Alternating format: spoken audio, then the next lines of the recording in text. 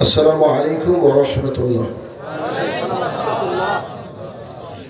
الحمد لله وحده والصلاة والسلام على من لا نبي بعد أما بعد فإن خير الحديث كتاب الله وخير الهدي هدي محمد صلى الله عليه وسلم وشر الأمور محدثاتها وكل محدثة بدعة وكل بدعة ضلالة وكل ضلالة في النار.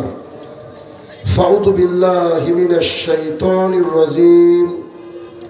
يا أيها الذين آمنوا أطيعوا الله وأطيعوا الرسول ولا تبطلوا أعمالكم. عن أبي هريرة رضي الله تعالى عنه قال رسول الله صلى الله عليه وسلم كل أمتي يدخلون الجنة إلا من أبى. قيل يا رسول الله من أبى؟ قال من أطاعني دخل الجنة ومن عصاني فقد أبى. عن عائشة رضي الله تعالى عنها قالت قال رسول الله صلى الله عليه وسلم من عمل عملا ليس عليه أمرنا فهو رد. সম্মানিত উপস্থিতি, সর্বপ্রথম আল্লাহ সুবহানাহু ওয়া তাআলার বারগাহে শুকরিয়া জ্ঞাপন করব, যিনি বিচার দিবসের একচ্ছত্র অধিপতি, যিনি হায়াত এবং মওতের মালিক, যিনি আমাদেরকে এখানে এসে কিছু দিনের আলোচনা শ্রবণ করা এবং তা শুনে নিজের জীবনে বাস্তবায়নের লক্ষ্যে প্রেরণ করেছেন, সেই রব্বুল ইজ্জাতের বারগাহে শুকরিয়া জ্ঞাপনার্থে আমরা সবাই মিলে বলি আলহামদুলিল্লাহ। অতঃপর সমগ্র মানব জাতির শিক্ষক, সমগ্র মানব জাতির পথ প্রদর্শক মুহাম্মদুর রাসূলুল্লাহ সাল্লাল্লাহু আলাইহি সাল্লামের উপর শত কোটি সালাত ও সালাম বর্ষিত হোক। আমরা বলি আল্লাহুম্মা আমিন। চাপাই নবাবগঞ্জ অন্তর্গত নাচল এরিয়ার চন্দনামোড় অত্র এলাকায় আজকে আমার বক্তৃতার বিষয় ইসলামের স্তম্ভসমূহ। উক্ত বিষয়ে তথ্য এবং তত্ত্ববহন আলোচনা করার চেষ্টা করব ইনশাআল্লাহুল আজিজ। এতদূর পথ পাড়ি দিয়ে আসার উদ্দেশ্য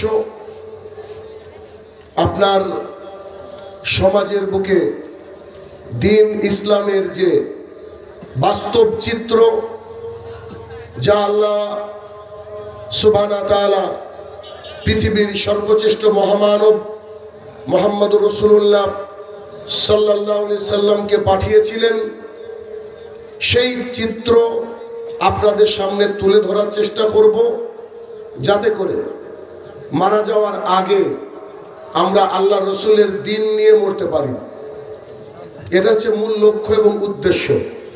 যদিচ বাংলাদেশের আনাচে কানাচে প্রতিদিন শত শত মাহফিল হয়, হাজার লাখ লোকের সমাগম হয়, কিন্তু এতে করে যে ফায়দাটা সমাজে লক্ষ্য করা যাচ্ছে, এক, বক্তার ব্যাংক অ্যাকাউন্ট ভারী হচ্ছে, দুই, লাইট প্যান্ডেল যারা করেছে তাদের একটা সুযোগ সুবিধা হচ্ছে, তিন, খাবারের দোকান বা কোনো দোকান যখন বসতে দেওয়া হচ্ছে তাদের একটা ইনকাম হচ্ছে। বক্তার বক্তৃতা শুনে যাওয়ার সময় তিন বন্ধু গল্প করছে আর বলছে, কি বক্তৃতা দিল রে, লাইটারটা কোথায় রেখেছি, সিগারেটটা ধরা। বুঝতে পারলেন? মানে আলোচনা শুনছে নেশাদারের দ্রব্যের বিরুদ্ধে, বলছে কি দিয়া দিল বক্তা, এ কথা বলে যাওয়ার সময় বলছে লাইটারটা করে খুঁজে পাচ্ছি না কেন। তো বিষয় হচ্ছে মানুষ শুনছে, কিন্তু শুনে যে এখান থেকে বসে একটা প্রতিজ্ঞাবদ্ধ হবে যে আজকে যে কোরআন এবং সুন্নাহ শুনলাম, এটাকে আমার জীবনে যে বাস্তবায়ন করতে হবে, এই বিষয়ে অধিকাংশ মানুষ আমরা গাফেল।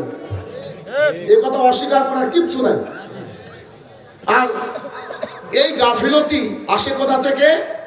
যখন একজন মানুষের অন্তরে মরিচা পড়ে যায়। মরিচা বুঝেন কি? লোহার কোনো জিনিস যদি বাইরে রেখে দেন দীর্ঘদিন, বৃষ্টি হচ্ছে, রোদ হচ্ছে, দেখবেন একটা উপর দিয়ে প্রলেপ পড়ে যায়, সেটাতে যদি কোনো কিছু কাটার চেষ্টা করেন তো কাটে না, তার মানে ওটা মরিচা পড়ে গেছে। তা আমাদের বেশিরভাগ মানুষের অন্তরে মরিচা পড়ে গেছে।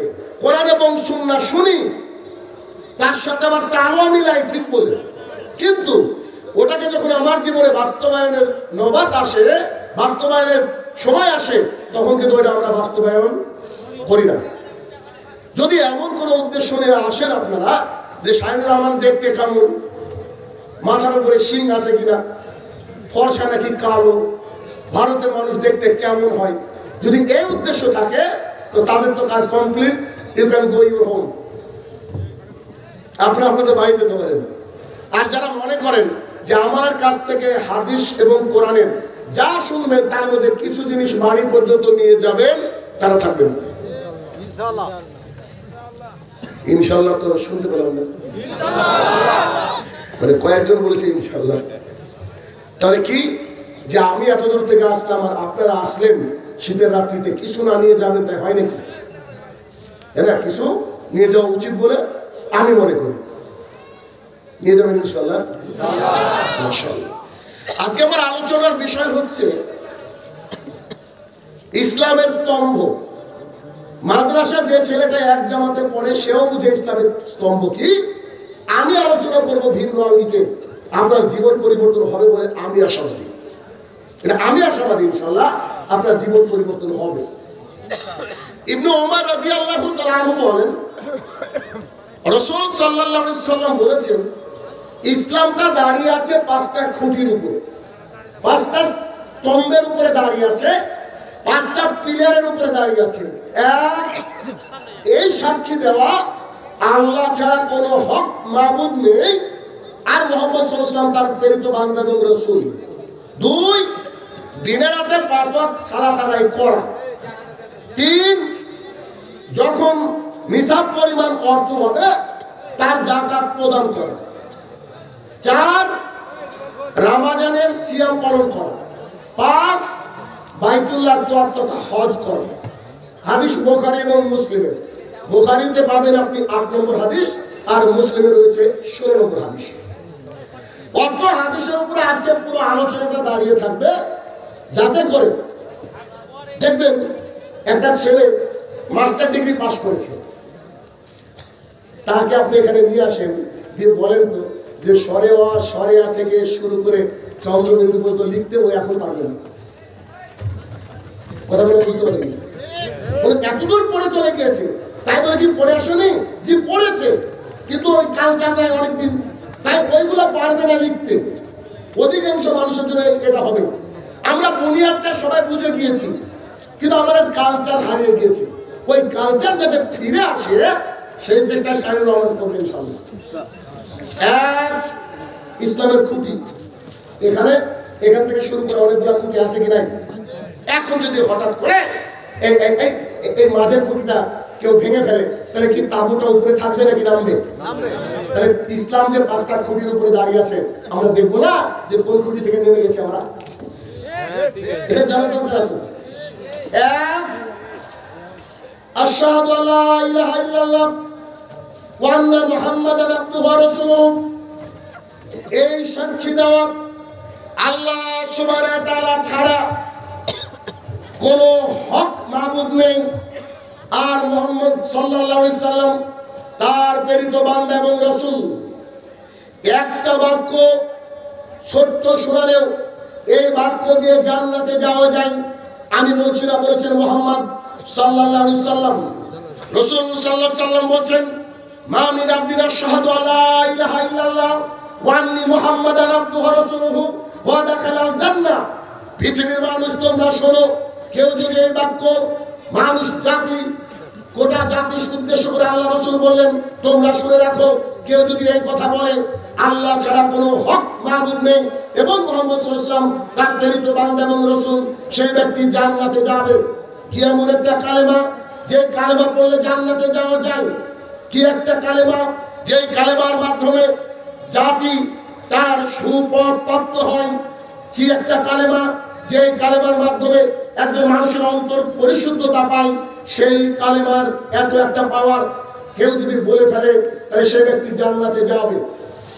তাহলে এই যে আল্লাহ ছাড়া হক কোনো মাবুদ নেই আর মুহাম্মদ সাল্লাল্লাহু আলাইহি ওয়াসাল্লাম প্রেরিত বান্দা এবং রাসূল, এই বাক্য আমরা বলে থাকি অহরহ, আরে মুসলমান তো বলে বলে মক্কা পেলে হিন্দু স্টেজে বলে লা ইলাহা ইল্লাল্লাহ।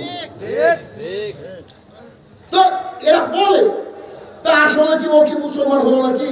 না, ও যে এমনি ওর ভোট ব্যাংকিং এর জন্য বা ওর কোন দুনিয়ার বিশেষ ফায়দার জন্য এটা বলে। আমিও তো শাহিনুর রহমান যখন হিন্দুর উপরে বক্তৃতা করি, আমিও তো বলি একদম মাম দিউতা নাচতে নাচতে নিয়ে কিনছেন। হিন্দু ধর্মের এটা কালেমা, ব্রহ্মসূত্র, ভগবান একজন একজন, দ্বিতীয় কোনো ভগবান নাই। আমি কি হিন্দু হলাম নাকি? এটা আপনাদেরকে শোনালাম, জানালাম। ঠিক মানুষ শুধু মুখে ব্যবহার করে কালেমা, কিন্তু অন্তরে এখনো স্থান দিতে পারেনি। কেমন করে? কালেমা এমন একটা জিনিস, আপনাকে একটু দেখাই। এই যে এই লোকটা, আমার কাছে লোক নাই, যাকে বলবো সে দেখে যাবে, তাই একেই লোক বানালাম। এর নাম হচ্ছে চণ্ডীদাস। কি নাম? চণ্ডীদাস। তার মাথার মাহফিলে আসলো, এসে বসে বলছে একটু জল দাও তো, জল দাও তো, জল খাবো। পিপাসা পেয়েছে, তেষ্টা পেয়েছে, তো তাকে জলের বোতলটা দিয়ে দিল আমাদের এই ভাই। ও করেছে কি, খুলে ডক ডক ডক ডক করে পানি পান করছে দাঁড়িয়ে বাবাকে। কেউ কিছু বলার নেই, ওদের তো মা বাপ নাই না, বুঝলেন? কেউ কিছু বলার নাই, ডক ডক ডক ডক করে পানি পান করছে। এখন বসে আধা ঘন্টা লেকচার শোনার পরে বলছে শাহিনুর রহমান তো ঠিকই বলেছে, আচ্ছা আমি দিন ইসলাম গ্রহণ করবো। তা আমি তাকে বললাম যে আপনি কালেমা পড়েন। ও বলছে আশহাদু আল্লা ইলাহা ইল্লাল্লাহ ওয়া আন্না মুহাম্মাদান আবদুহু ওয়া রাসূলুহু। ওই চণ্ডীদাসের পোশাক ওরকমই আছে, মাথার চুলগুলো ওরকমই আছে, প্যান্ট যেমন পরেছিল ওরকমই আছে, জুতা যেমন পরেছিল তেমনই আছে, মাফলার বা টুপি পরেছিল তেমনই আছে। শুধু একটা বাক্য বলেছে যে আল্লাহ ছাড়া কোনো হক মাবুদ নেই, আর মুহাম্মদ সাল্লাল্লাহু আলাইহি ওয়াসাল্লাম তার প্রেরিত বান্দা এবং রাসূল। এখন ওই ব্যক্তি বলছে শাহিনুর ভাই আমার যে একটু তেষ্টা পেয়েছে, পানি পান করবো। তখন পানিটা নিয়ে ও বাবা আমাদের খুলতে যাচ্ছে। আমি বললাম জনাব আপনি এখন জেলখানার মধ্যে, এখন পানি পান করতে গেলে 6 খানা নিয়ম লাগবে। কথাটি বোঝাতে পারছি? লা ইলাহা ইল্লাল্লাহ এত কঠিন একটা জিনিস, মানুষ যদি একবার বলে নাই, সে একটা ক্যান্টনমেন্ট এরিয়ার মধ্যে ঢুকে পড়লো, ওর নিজের ইচ্ছা চলবে না। ও চাইলে বাম হাতে পান করতে পারবে না, যদি না তার ডান হাত প্যারালাইসিস হয়ে যায়, ওকে ডান হাতে পান করতে হবে। রাসূল সাল্লাল্লাহু আলাইহি ওয়াসাল্লাম বলছেন তুমি যখন পানি পান করবে, এক, পানি পানের পূর্বে পানিটাকে ভালো করে দেখে নিতে হবে। 2, ডান হাতে পান ধরতে হবে। শাহিনুর রহমান সাহেব খিচুড়ি খাচ্ছিলাম, পোলাও খাচ্ছিলাম, জি হাতকে চেটে নেবেন কি মুছে নেবেন আপনার ব্যাপার।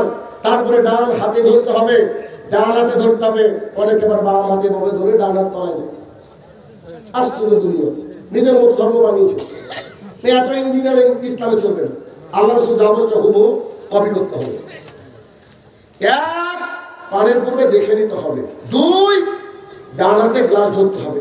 3, বিসমিল্লাহ বলতে হবে। 4, বসে পান করতে হবে। 5, ডকাডক পান করা যাবে না, 3 শ্বাসে পান করতে হবে। 3 শ্বাসে মানে ধীরে ধীরে 3 শ্বাসে পানি পান করতে হবে। 6, পান শেষে বলতে হবে আলহামদুলিল্লাহ। পানি তোমার বাপের নাকি যে খেলার মেয়ে বলে না, আল্লাহ দেওয়া নিয়ম, আলহামদুলিল্লাহ বলবো না, তুমি বলতে হবে। আলহামদুলিল্লাহ বলবো তো সেই ব্যক্তি মুসলমান পানি পান করবে। একটু আগে চণ্ডীদাস যা খুশি করছিল, এখন আব্দুর রহমান, ওকে পান করতে গেলে কটা নিয়ম লাগলো? এখন বুঝতে পারছেন লা ইলাহা ইল্লাল্লাহর পাওয়ার কি? লা ইলাহা ইল্লাল্লাহ একটা সমাজকে একেবারে উল্টে রেখে দিতে পারে। এর নাম হচ্ছে লা ইলাহা ইল্লাল্লাহ। আল্লাহ রাসূল সাল্লাল্লাহু আলাইহি সাল্লাম বিজ্ঞানীদের বাবার বাবা 1450 বছর আগে পানি পানের নিয়ম বলে গেছে। এখন ডাক্তাররা বলছে কোন ব্যক্তি যদি দাঁড়িয়ে পান করে দীর্ঘদিন, তার কিডনি খারাপ হবে 100%। ডাক্তাররা বলছে ঢকাঢক পানি পান করলে ক্ষতি হয়ে যেতে পারে, মানুষ মারাও যেতে পারে। সমস্ত বিজ্ঞানীর বাবার বাবা, সমস্ত ডাক্তারের বাবার বাবা মুহাম্মদ সাল্লাল্লাহু আলাইহি ওয়াসাল্লাম বলেছে পানি পান করো ধীরে ধীরে। কি দিয়ে বুঝায়, কার কথা বলতে এসেছি? মাইকেল এইচ হার্ট, তিনি একজন খ্রিস্টান গবেষক এবং লেখক। তিনি বলছেন এই দুনিয়াতে যতজন বিখ্যাত লোক আছে, যত হাইলি এডুকেটেড লোক আছে, যত গাণিতিক আছে, যত দার্শনিক আছে, সবারই একটা লিস্ট তৈরি করলাম। কে? বিজ্ঞানী আইনস্টাইন, অমুক বিজ্ঞানী, তমুক বিজ্ঞানী, অমুক ব্যক্তি, তমুক ব্যক্তি, এরকম করে লিস্ট করতে করতে করতে করতে বলছে একটা আমি কিতাব লিখলাম। কিতাবের শুরুতে 1 নম্বরে যার নাম লিখলাম তার নাম হচ্ছে মুহাম্মদুর রাসূলুল্লাহ সাল্লাল্লাহু আলাইহি ওয়াসাল্লাম। উনি খ্রিস্টান মানুষ, আমাদের বিরোধিতা করাই ওনার কাজ, অথচ উনি কার নাম প্রথমে দিয়েছেন? মোহাম্মদ সাল্লাল্লাহু আলাইহি সাল্লামের কিছু করার নাই, পৃথিবীর সর্বশ্রেষ্ঠ মানুষ তিনি। আপনি এখন দেখেন গুগল, এটা তার চালানো ইহুদি খ্রিস্টানদের কাজ, এটা আমাদের না।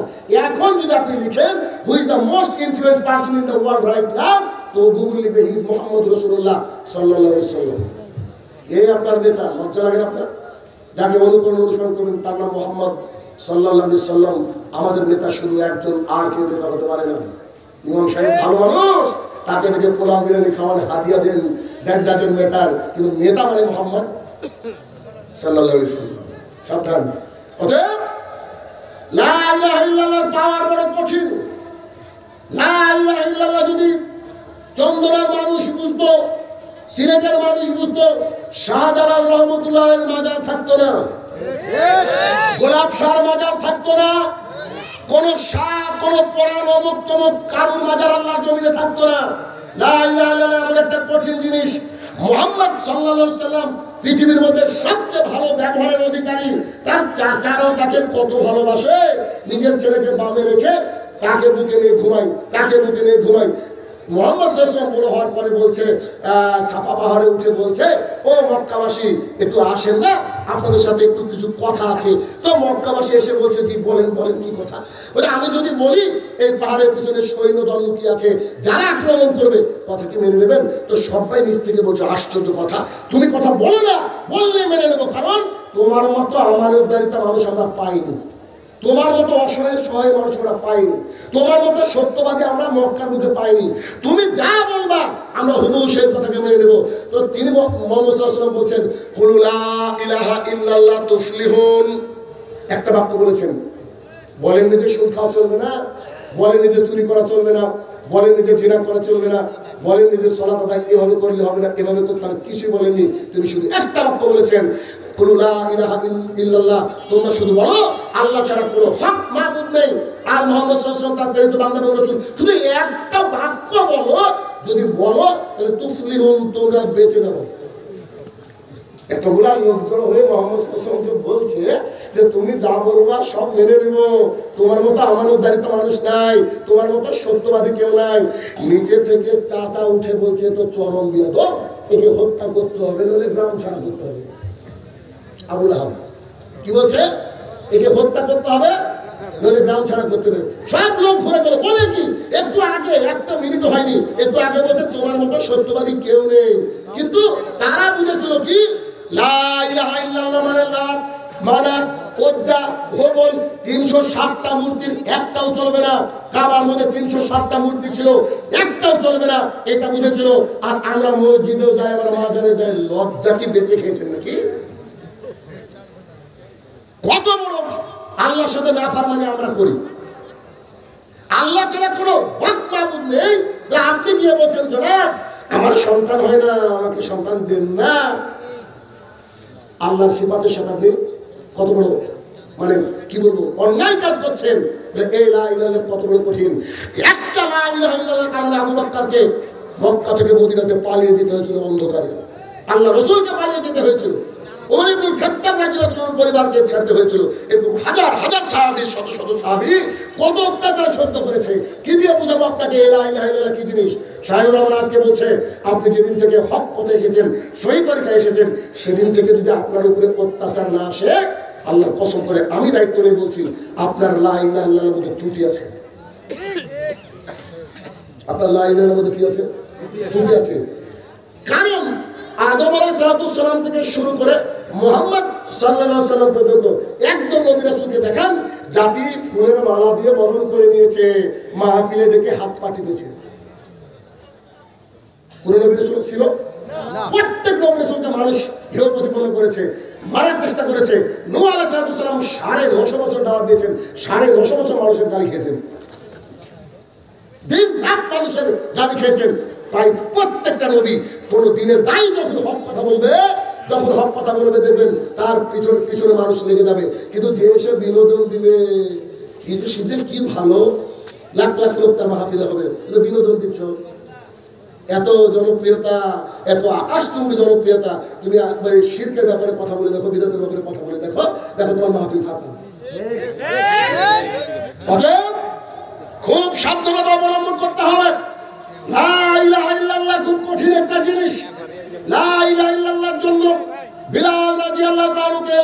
নির্যাতিত হতে হয়েছিল। বিলাল রাদিয়াল্লাহু তাআলা যেদিন বললেন আহাদ, আল্লাহ ছাড়া কোনো হক মাবুদ নেই। উমাইয়া খুব ডেঞ্জারাস মানুষ ছিলেন। তো উমাইয়া বলছে, বিলাল আমি জীবিত আছি, আমি থাকা অবস্থায় তোমার মাবুদ কে? তো বলছে আমার মাবুদ হচ্ছে আল্লাহ। তখন বিলালকে মাঠে নিয়ে গেছে, বালু আছে, বালু বুঝেন কিনা, একেবারে রোদ চেপে গিয়েছে, ওই অবস্থায় নিয়ে গেছে। নিয়ে যাওয়ার পর বলছে, বিলাল বলো তো তোমার মাবুদ কে? তো বলছে আমার মাবুদ হচ্ছে আহাদ, এক। তখন বিলালকে খালি গায়ে শুয়ে দিয়েছে, বালি গরম, খালি গায়ে শুয়ে দিয়েছে। বলছে এখন বলো তোমার মাবুদ কে? তো বলছে আমার মাবুদ হচ্ছে আল্লাহ, আহাদ। তখন তিনি একটা মূর্তি নিয়ে গেছেন হবল, হবলকে দেখিয়ে বলছে, তুই তো এমনি শুনবি না, বুকের উপরে বুট জুতো দিয়ে একেবারে বুকের উপরে চেপে দিয়ে বলছে, বল তোর মাবুদ আমার মাবুদ হবল। তো ওখান থেকে শুয়ে বলছে যে আপনার আমার হবলের সবারই মাবুদ হচ্ছে আল্লাহ, সবারই মাবুদ আল্লাহ। তারপরে তিনি বুকের উপরে অসহনীয় বিশাল একটা পাথর চাপা দিয়ে বলছে, বল তোর আমার মাবুদ কে? তখন বলছে আহাদ। এত মার মেরেছে, মানুষ মারতে মারতেও নাকি ক্লান্ত হয়ে যায়। তিনি ক্লান্ত হয়ে গিয়ে কিছু ইয়াং ছেলেকে ডেকে বলছে, এ হচ্ছে ইউজলেস, একে দিয়ে কাজ হবে না, একে নিয়ে যা, তো নিয়ে যা। তখন ছেলেরা কি করেছে, গলার মধ্যে দড়ি লাগিয়েছে, দড়ি লাগিয়ে বালু কামাই প্রান্ত দিয়ে টানছে, আর কেউ কেউ পাথর দিয়ে এরকম করে হাতটা কেটে দিয়ে দেখছে মানুষের রক্ত কি করে বেড়ায়। তখনও বিলাল বলছে আহাদ। আপনাকে আমি কি দিয়ে বুঝাবো বলেন দেখি? এই দৃশ্য দেখার পর রাসূল সাল্লাল্লাহু আলাইহি ওয়াসাল্লাম আলোচনা করে আবু বকর রাদিয়াল্লাহু তাআলাকে পাঠিয়ে বলেছেন, যাও তুমি কিনে আনো হাবশী গোলাম বিলালকে। উমাইয়া ইবনে খালদ ওখানে দাঁড়িয়ে আছে। আবু বকর রাদিয়াল্লাহু তাআলা গিয়ে বলছে, এই নে 10 স্বর্ণ মুদ্রা। কত স্বর্ণ মুদ্রা? 10 স্বর্ণ মুদ্রা। এই নে 10 স্বর্ণ মুদ্রা, তুই বিলালকে আজাদ করে দে, বিলালকে ছেড়ে দে। আর ও হেসে হেসে বলছে, ভেবেছিলাম মক্কার বুকে একজন শিক্ষিত মানুষের তুমি একটা, আরে একে যদি তুমি 1 স্বর্ণ মুদ্রা দিয়ে চাইতা, এক, তাহলে ওকে আমি কি করতাম, আজাদ করে দিতাম। আরে তুমিও আবু বকর বোকা হয়ে গেছো তোমার বন্ধুর সাথে, কেন? আরে এই লোকের কি 10 স্বর্ণ মুদ্রা দাম হয় নাকি? আবু বকর যখন হেসে হেসে বলছে, তুই আর কি বুঝবি, তুই যদি 100 স্বর্ণ মুদ্রা চাইতি আমি দেওয়ার জন্য প্রস্তুত ছিলাম। এর নাম হচ্ছে লা ইলাহা ইল্লাল্লাহ। অত সোজা নয়, অত সোজা নয়। আপনি যত সোজা ভাবছেন যে লা ইলাহা ইল্লাল্লাহ বললাম আর পার পেয়ে গেলাম, তাহলে মমতা ব্যানার্জিও জান্নাতি।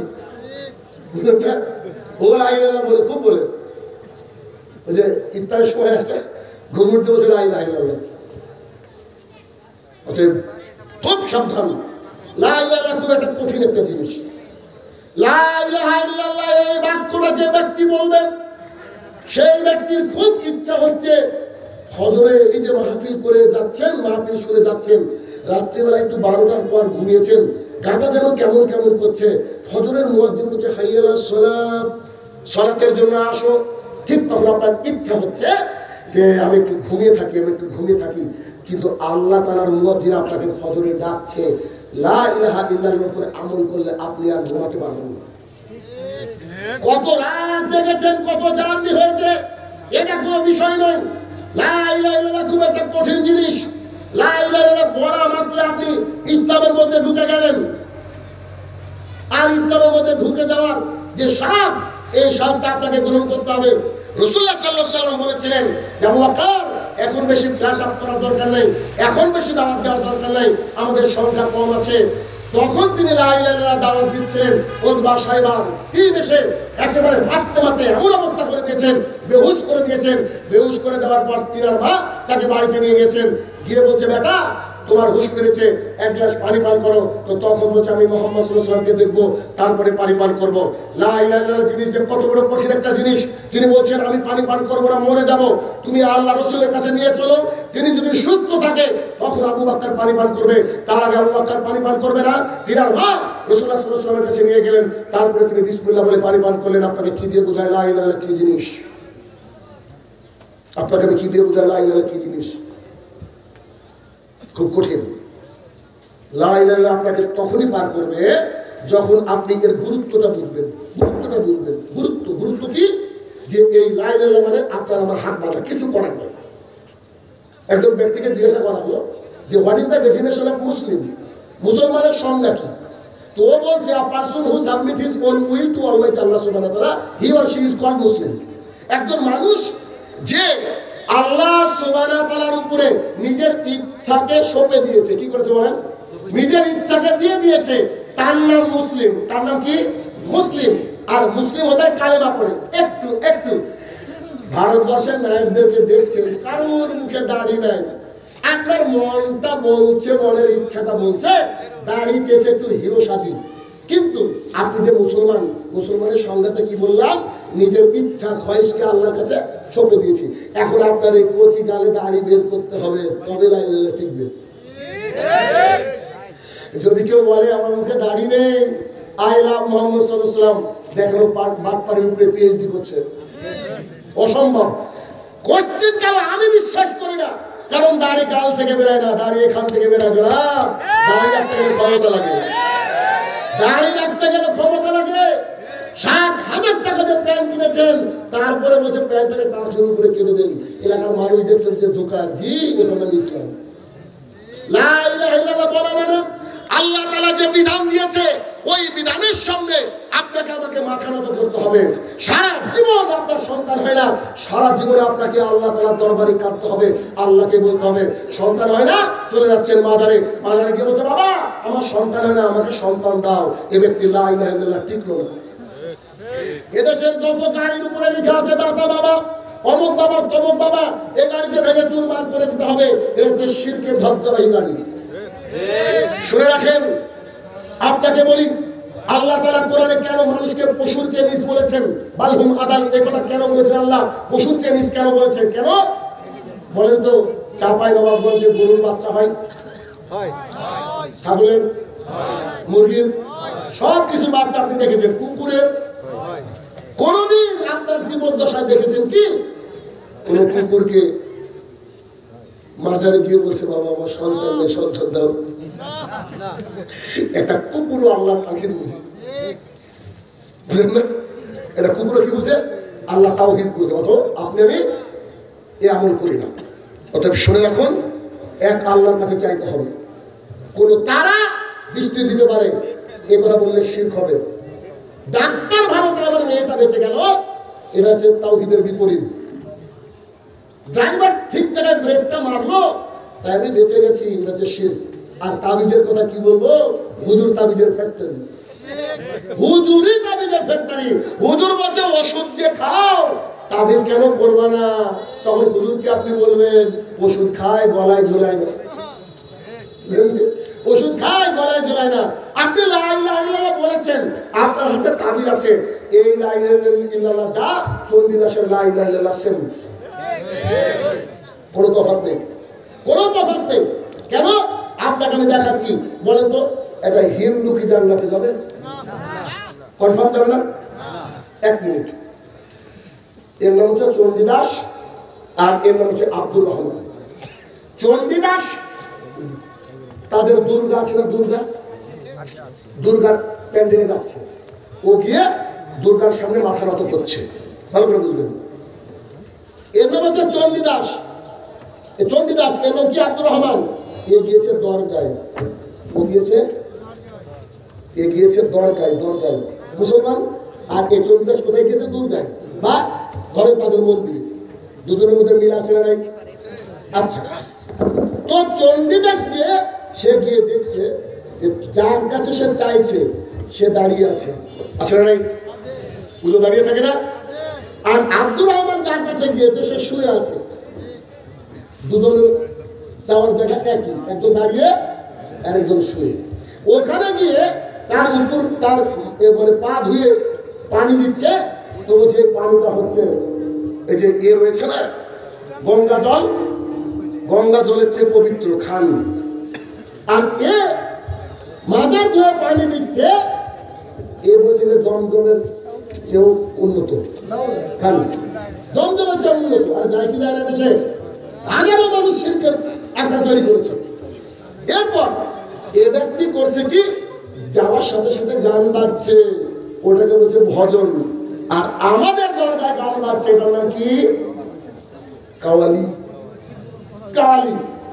জনাব, চণ্ডীদাসও যা করছে আব্দুর রহমানও তাই করছে। এখন চণ্ডীদাস জান্নাতে যাবে না কেন? যদি এই আব্দুর রহমান জান্নাতে যাইতে এই চণ্ডীদাস যাবে, কথা মনে বলছেন না? ওরও মাবুদ এক, এরও মাবুদ এক। ও দুর্গায়, এ দরগায়। একটা দাঁড়িয়ে, একটা শুয়ে, একটা ওই গঙ্গা জল, একটা জমজম, একটা প্রসাদ যে খাবার দিচ্ছে প্রসাদ, আর একটা হচ্ছে তাবারুক। তো একই সিস্টেম, তাহলে দুজনেই মুসলমানই না, গুড, এই হচ্ছে কথা। অর্থাৎ দুজনেই জাহান্নামী। তার মানে কি, লা ইলাহা ইল্লাল্লাহ এমন একটা জিনিস যেটা আপনার চলার রাস্তাকে ভিন্ন করে দিবে, চলার রাস্তাকে ভিন্ন করে দিবে। তবে আমরা যারা লা ইলাহা ইল্লাল্লাহ বলেছি কিন্তু আমাদের চলার রাস্তা ভিন্ন হয়নি, তাদেরকে বলবো যে প্রথমে আপনি লা ইলাহা ইল্লাল্লাহ মেরামত করেন। এর যে প্রথম কাজ, আপনি আমি এবিসিতে তো ফেসে আছি, শুরুতেই আমরা জানি না ফেসে আছি। কোন ব্যক্তি যদি লা ইলাহা ইল্লাল্লাহ মনে প্রাণে বলে, সেই ব্যক্তি ওয়াসটা হাতুর আংটি ব্যবহার করতে পারবে না। কোন ব্যক্তি যদি লা ইলাহা ইল্লাল্লাহ বলে, সে ব্যক্তি তাবিজ ঝুলাতে পারবে না। মুসনাদ আহমদ 4 নম্বর খন্ড 256 নম্বর পৃষ্ঠা, রাসূলুল্লাহ সাল্লাল্লাহু আলাইহি ওয়াসাল্লাম বলছেন, মান আল্লাহ তাবিবা ফাকাদ আশরাকা। কোন ব্যক্তি কোনো কিছু ঝুলালো, সে ব্যক্তি শিরক করলো। বলে তাবিজ কে দিয়েছে? বলে বড় হুজুর। তোমার বড় হুজুর দিয়ে জাহান্নামে উদ্বোধন হবে। সহিহ বুখারী। দেখি দেন হুজুর। আচ্ছা বলেন, একজন ব্যক্তি মাজারে গিয়ে বলছে, বাবা আমার গাড়ি বাড়ি তৈরি করে দাও, সন্তান দাও। বলে কি বলে না? এক মিনিট। এখন আপনি আমি যারা সালাত আদায় করি, সূরা ফাতিহা পড়ি কি পড়ি না? সূরা ফাতিহার মধ্যে একটা বাক্য বলছি, ইয়াকা নাবুদু ওয়া ইয়াকা নাস্তাইন। এর মানে কি? হে আমাদের প্রতিপালক, শুধুমাত্র কেবলমাত্র তোমার ইবাদত করি আর তোমার কাছে সাহায্য চাই। আল্লাহকে এটা বলে মসজিদ থেকে বেরিয়ে এসে তাবিজের সাহারা নিচ্ছেন, আর গণকের সাহারা নিচ্ছেন, আর মাজারে যাচ্ছেন। এটাকে আল্লাহর সাথে বাটপারি হয়ে গেল না? বুঝছো তোমার কথা? আল্লাহকে বলছে শুধুমাত্র কেবলমাত্র সাহায্যকারী কে? তুমি। তোমার কাছে যারা সাহায্য চাই না, আবার বলছো মাজারে গিয়ে সন্তান দাও। আল্লাহর সাথে বেঈমানি হলো না? নিশ্চিত বেঈমানি। তাহলে এই যে পরিস্থিতি, এই পরিস্থিতি করা যাবে না। শুনেন, হক্কানি টক্কানি কিচ্ছু নাই। আল্লাহর জমিনে যত পীর তত শয়তান। কেউ পীর বলে কোনো শব্দ নাই। পীর জিনিসটাই বাতিল। এটা হচ্ছে বিনা পুঁজির বড় ধরনের ব্যবসা, এছাড়া আর কিচ্ছু নাই। একজন পীর সাহেব করেছে কি, আপনার দেশে চাল গম ভাঙানোর জন্য মিলে যায় কিনা? আমাদের দেশে মিল বলে, কি বলেন আপনারা? মিল। তো মিলে গিয়েছে এক ব্যক্তি, পীর সাহেব। এটা একটা উদাহরণ, সত্য ঘটনা না? তো পীর সাহেব করেছে কি, গমের একটা বস্তা নিয়ে চলে গিয়েছে, গিয়ে দেখছে যে 7 জোড়া তার আগে লাইন। তো বলছে, আমার গমটা ভাঙিয়ে দিস, তো খুব ব্যস্ততার মধ্যে আছি। তো ছেলেটা আবার একটু দিন ইসলাম বোঝে। তো ছেলেটা বলছে, মানে এখনকার ছেলেরা বুঝে না, বলছে হুজুর দিব ভাঙিয়ে, 1.5 ঘন্টা সময় লাগবে। কেন? আপনার আগে 7 জন লাইন দিয়েছে। আশ্চর্য কথা, তোর 7 জন কি 700 জন থাক, আমি বুজুর্গ, আমি অমর পীর সাহেব, তুই চিনিস না, আমি যা বলছি তুই শুনবি, ভাঙিয়ে দিবি। যা আশ্চর্য লোক আপনি। আপনার আগে 7 জন রেখেছে, হক তো তাদের কোনটা আগে ভাঙাবো, তারপরে আপনারটা করবো। তখন পীর সাহেব বলছে, বেশি কথা বাড়াস না, এমন একটা ফু দিব তোর মেশিন সব বন্ধ হয়ে যাবে। হাসির তো কিছু হয়নি, হাসির এখনো কিছু হয়নি। তখন ছেলেটা উঠে বলছে, হুজুর আমি খুব গরিব মানুষ, এইটুকুই করে খাই, খবরদার এটা করবেন না। ফুটা একটু গমেই মারেন, যে গমটা মারেন না, আমার মেশিন বন্ধ করেন না, আপনার ফুটা আপনার গমে দিয়ে আটা করে নিয়ে চলে যান, ঝামেলা শেষ। হুজুরের কেরামতি অশেষ। অতএব মনে রাখতে হবে, লা ইলাহা ইল্লাল্লাহ কঠিন জিনিস, যার জন্য মার খেয়েছে বিলাল রাদিয়াল্লাহু তাআলা আনহু, যার জন্য সমস্ত সাহাবায়ে কেরাম অনেক কষ্ট সহ্য করেছে। এই জন্য লা ইলাহা ইল্লাল্লাহকে বুকের মধ্যে লালন করতে হবে। লা ইলাহা ইল্লাল্লাহর মধ্যে যদি কোনো কিছু ঢুকে যায়, এর মধ্যে কোনো কিছু ডিস্টার্ব করে, যে লা ইলাহা ইল্লাল্লাহ এটাতে ডিস্টার্ব করছে, তাহলে ওটাকে আমাদেরকে কি করতে হবে? মেরামত করে নিতে হবে। লা ইলাহা ইল্লাল্লাহর বিপরীতে হচ্ছে শিরক। শিরক করা যাবে না। আল্লাহ সুবহানাহু ওয়া তাআলা লুকমান হাকিমের কথা দিয়ে আমাদেরকে বুঝালেন। লুকমান হাকিম তার ছোট্ট সন্তানকে ডেকে বলছে, ইয়া বুনাইয়া, ও আমার কলিজার টুকরা, কলিজার টুকরাকে ডাক দিয়ে বলছে, লা তুশরিক বিল্লাহ, তুমি আল্লাহর সাথে শিরক করো না, ইন্না শিরকা লাযুলমুন আযীম, শিরক হচ্ছে সবচেয়ে বড় গুনাহ। আপনি আপনার সন্তানকে বলবেন, শোনো বেটা, তুমি স্কুলে যাচ্ছ, যাও, শহীদ মিনারে ফুল দিবা না, যদি মাথা জবাই করে দেন। তারপর কোন খাম্বা পূজা মুসলমান করতে পারে না। কোন শিরকে আহ্বান কোন মুসলমান করতে পারে না। আজকে মুসলমানের বাচ্চার শেষ নেই, বলছে এটা নাকি 95% তাওহীদের দেশ, অথচ মাহফিলে বাধা দেয় আর কনসার্টকে ওয়েলকাম। শোনো, আহলুল হাদিস কোরআন সুন্নাহ মানলে বালারা হচ্ছে অনেক বড় বোতলের ওই পারফিউম আতরের বোতল, যত ঝাঁকি দিবা, যত ভাঙার চেষ্টা করবা, সেন্ট গোটা বিশ্ব জুড়ে চলবে চলবে। এমন বক্তাকে ডাকছো, বক্তা বলছে সুবহানাকাল্লাহুম্মা বিহামদিকা আশহাদু লা ইলাহা ইল্লা আনতা আস্তাগফিরুকা ওয়া আতুবু ইলাইহি, এটা হচ্ছে মুসলিম ভঙ্গের দোয়া। কিন্তু সেলিব্রিটি নিজেকে ধরে রাখার জন্য বলছে আল্লাহুম্মা আমিন। ঠিক কথা বলেছেন কি? শুরুতে বলছে একটা মানে মানে বিদাত দিয়ে শুরু করছে, শেষে বিদাত দিয়ে আরেকজন তোমার জেলখানা থেকে মাথা খারাপ, কথা বললে মাথা খারাপ।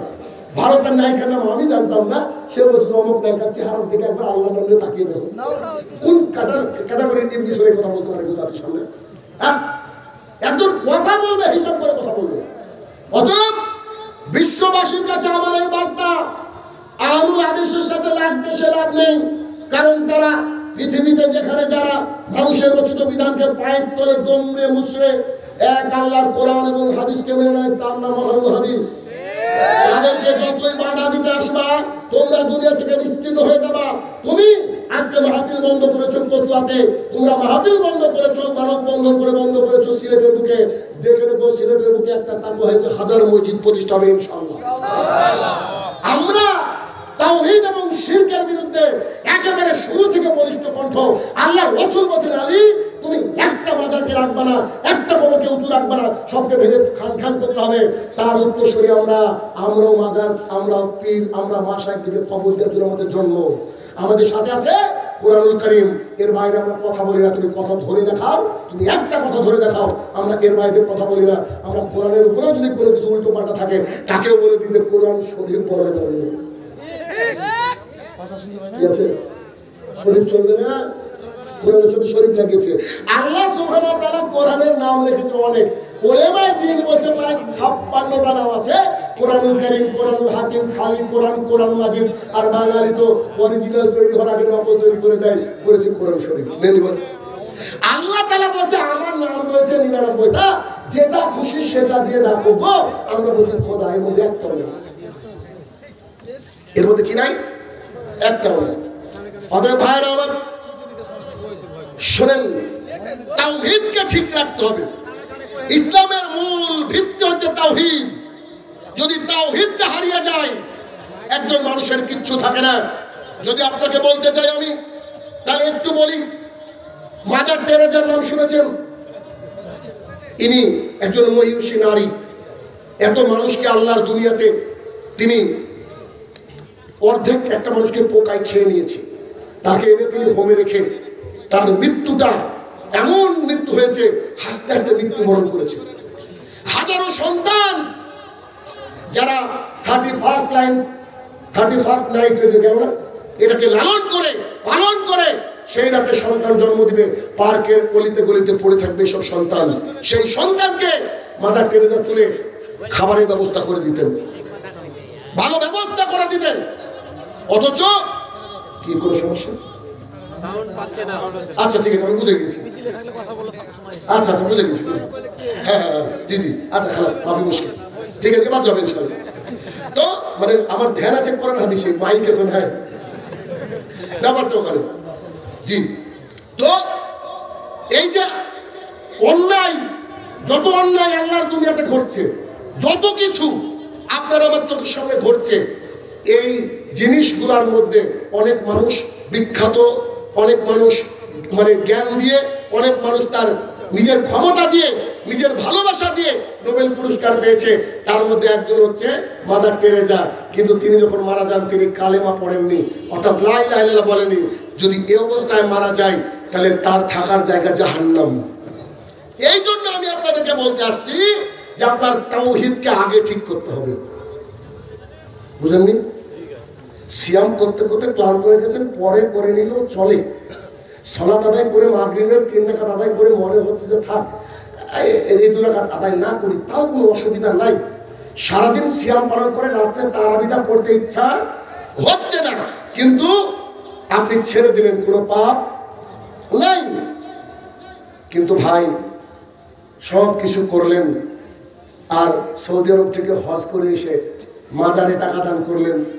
ও কালীকে টাকা দান করা, দুর্গাকে টাকা দান করা, মাজারে টাকা দান করা সেম।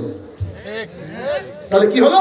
আপনার তাওহীদ হারিয়ে গেল। এই জন্য তাওহীদের পাঠ আপনাকে নিতে হবে, তাওহীদের পাঠটাকে ভেতরে ঢুকাতে হবে যে আমার জীবন চলে যাক, আমি যদি কিছু চাইবো কার কাছে? আল্লাহর কাছে। কিন্তু আমাদের সমাজটা কি? এক ভাই তার বউকে নিয়ে ফলের দোকানে গিয়েছে, ফলের দোকানে গিয়ে বলছে 1 কেজি আপেল দেন, 1 কেজি বেদানা দেন, আর ও কলা গালা কি সুন্দর লাগছে, আমাকে 10টা কলা দেন তো। তো উনি কলাগুলোকে ছিঁড়ে দিয়ে দিয়েছে, একটা কলার সাথে আর একটা কলা লেগে গিয়েছে। জামা কলা কি বলে আপনার? জামা বা জমজ কলা, একটা কলার সাথে আর একটা কলা লেগে গিয়েছে। তো তার স্ত্রী বলছে আপনার হুঁশ নাই কেন? বল কি করলাম? এই যে জামা কলা দিয়েছেন, জোড়া কলা দিয়েছেন, এটা রাখেন, চেঞ্জ করে দেন। তো দোকানদার সরল মানুষ বলছে বল কি হলো, আমি তো বুঝতে পারলাম না, খেলে অসুবিধা কি? এটা তো খারাপ না। বলছে আপনি কি জানেন না যে জোড়া কলা খেলে জোড়া বাচ্চা হয়? আল্লাহ তাআলা বাচ্চা দেওয়ার মালিক নাকি কলা? এই কত বড় পাপ করলেন একবার খেয়াল করেন। আল্লাহ তাআলা বাচ্চা দেওয়ার মালিক একটা, আর কলা বাচ্চা দেওয়ার মালিক। মানুষ আছে কোন জায়গায়? চিন্তা করেন, মানুষ আছে কোন জায়গায়? তাহলে কি তাওহীদের বিপরীত হচ্ছে শিরক। তাই লোকমান তার সন্তানকে বলছে বেটা, আল্লাহর জমিনে তুমি কারোর সামনে মাথা ঝুঁকাবা না। আর এই হক কথা যখন আপনি বলবেন, শিরকের বিরুদ্ধে কথা বলবেন, তখন মাজার পূজারীরা আপনার বিরুদ্ধে লাগবে, যেমন করে বিভিন্ন জনের বিরুদ্ধে লেগেছে আপনি আমি সাক্ষী আছে না? কারণ শিরকের ব্যাপারটা বলতে গেলে তাদের অবস্থা খারাপ হয়ে যায়। এজন্য তাওহীদ, এই তাওহীদকে লালন করতে হবে, বুকের মধ্যে খুব যত্নে রাখতে হবে। কারণ যদি কারো তাওহীদ হারিয়ে যায়, সে ব্যক্তি আল্লাহর জমিনে যাই করুক না কেন, এগুলো কোনো কাজে আসবে না। তাহলে কি? স্ত্রীর সাথে রাত্রেবেলায় কথা বলছেন, কথা বলতে বলতে বলছে যে ওই যে টিকটিকিতে টিকটিক করেছে, আমাদের কথা বুঝেছে। মানুষকে বক্তৃতা বোঝাতে পারি না, টিকটিকি নাকি কথা শুনে। এই কথা বলাও শিরক। আর বলেছি আমার অষ্টাদশ আমি কথা বলেছি না, শিরক। নতুন সন্তান হয়েছে আল্লাহর জমিনে, সন্তান আসার পরে করেছে কি? চামড়ার বালা দিয়েছে। দেয় এদিকে, চামড়ার বালা দিয়েছে। আর চামড়ার বালা দেওয়ার সাথে একটা লোহা বা কাজল, এদিকে জানি না আছে কিনা, তার পাশে রেখে দেয়। তার পাশে রেখে দেয় কেন? লোহা রাখলে নাকি শয়তান আসবে না। কেন ভাই? বাড়ির জানালাগুলো কি পাটকাঠি দিয়ে তৈরি? গোটা বাড়ি তো লোহা, তো ওই লোহার এই লোহার মধ্যে তফাৎ কি? আবার একটু বাজারে যাচ্ছে, যে চলো একটু বাজারে গিয়ে কিছু কিনে আনি আমার সন্তানের জন্য। তো বাজারে যাওয়ার সময় ছেলেকে সাজিয়েছে, সাজানোর পর দেখছে একটা টিপ দিয়েছে এই সাইডে। রাসূলুল্লাহ সাল্লাল্লাহু আলাইহি ওয়াসাল্লাম বদনজর লাগার জন্য দোয়া শিখেছেন কি শিখাননি? অথচ এইদিকে টিপ লাগিয়েছে। এটা হচ্ছে শিরক। কত ছোট্ট ছোট্ট বিষয়ের মাধ্যমে যে শিরক হয়, আমরা এই হিসাব করি না। এই জন্য আদম আলাইহিস সালাম থেকে মুহাম্মদ সাল্লাল্লাহু আলাইহি ওয়াসাল্লাম পর্যন্ত সবাই মানুষকে তাওহীদের দাওয়াত দিয়েছে। আগে তাওহীদকে বুঝতে হবে যে সব কিছুর মালিক হচ্ছে কে? আল্লাহ। সব কিছু করতে পারে কে? আল্লাহ। আর আল্লাহর নামের যে সিফাত, যে গুণ, এই বৈশিষ্ট্য কারোর মধ্যে থাকতে পারে না। আল্লাহর নাম হচ্ছে রাজ্জাক, তিনি রিজিক দাতা। আল্লাহর জমিনে কেউ নেই কামেল রিজিক দাতা, একমাত্র আল্লাহ সুবহানাহু ওয়া তাআলা ছাড়া। অতএব ইমামতি যখন করবেন, অতএব কোথাও আপনি কোন মাদ্রাসার হেড মুদাররিস অথবা কোন প্রতিষ্ঠানের হেড মাওলানা বা হেড স্যার, হেড ম্যাম, আপনার রুজি নির্ধারণ হয়েছে আকাশ থেকে, তাদের কথায় তাল মিলিয়ে চলিয়েন না। রুজি উপর থেকে নির্ধারণ হয়েছে। কথা বললেন, সভাপতির বিরুদ্ধে চলে গেল, পরের দিন সভাপতি বলছে কোন দিকে বাড়ি আপনার, টিকিট কি কেটে দেবো না কাটবেন? কেন সভাপতির বিরুদ্ধে বলেছে? উস্তাদজি তো এমনি বলেনি যে লোকজন তো ইট পাট খেলে মারে না কেন, দাওয়াতের কি কাজ হচ্ছে না নাকি? মানে হক কথা বলতে গেলে জাতির গায়ে একবার আগুন ধরে যাবে, দাও দাও দাও দাও করে চলবে। বলে দেখে নাকি হক কথা। আর বড়দের বিরুদ্ধে বলে আরো মুশকিল। এই জন্য হক পথে চলা খুব মুশকিল। এক, তাওহীদ সন্তান জানেন কার কাছে? কোনদিন জীবনে মাজারে যাবেন না, সন্তানদেরকে শেখাবেন, বাড়ির বেটা বউ যা আছে সবাইকে শিখবেন বলে ইনশাআল্লাহ। আল্লাহ তাআলা যদি ক্যান্সার দেয়, শাহিনুর রহমানের সাথে যোগাযোগ করবেন, ভিসা করে ইন্ডিয়াতে নিয়ে চিকিৎসা করার দায়িত্ব আমার। খবরদার কোন পীর, কোন মানে ওই টাইপের মুশরিকানা লোকের বাড়িতে গিয়ে তাবিজ করবেন না, বলেন ইনশাআল্লাহ। আল্লাহ সুবহানাহু ওয়া তাআলা সবকিছু করার মালিক, একেবারে অন্তরের মধ্যে বিশ্বাস করবেন, বলেন ইনশাআল্লাহ। কেন? রাসূল সাল্লাল্লাহু আলাইহি ওয়াসাল্লাম বলেন, আল্লাহর জমিনের সবাই যদি ইচ্ছা করে তোমার কিছু পরিবর্তন করার, মানুষ এবং জিন একটা লোম পর্যন্ত বাধা করতে পারবে না, কেউ তোমার কিছু পরিবর্তন করতে পারবে না। আর আল্লাহ যতটুকু লিখে রেখেছে ততটুকু বাদ দিয়ে, অর্থাৎ আমার ভাগ্য যা লেখা আছে, আমার ভাগ্যে যা লেখা আছে, আপনারা গোটা পৃথিবীর সবাই মিলে কেউ পরিবর্তন করতে পারবেন না। রুজি রুটির ভয়ে কোনো কিছুকে লুকিয়ে রাখা যাবে না, এক নম্বর।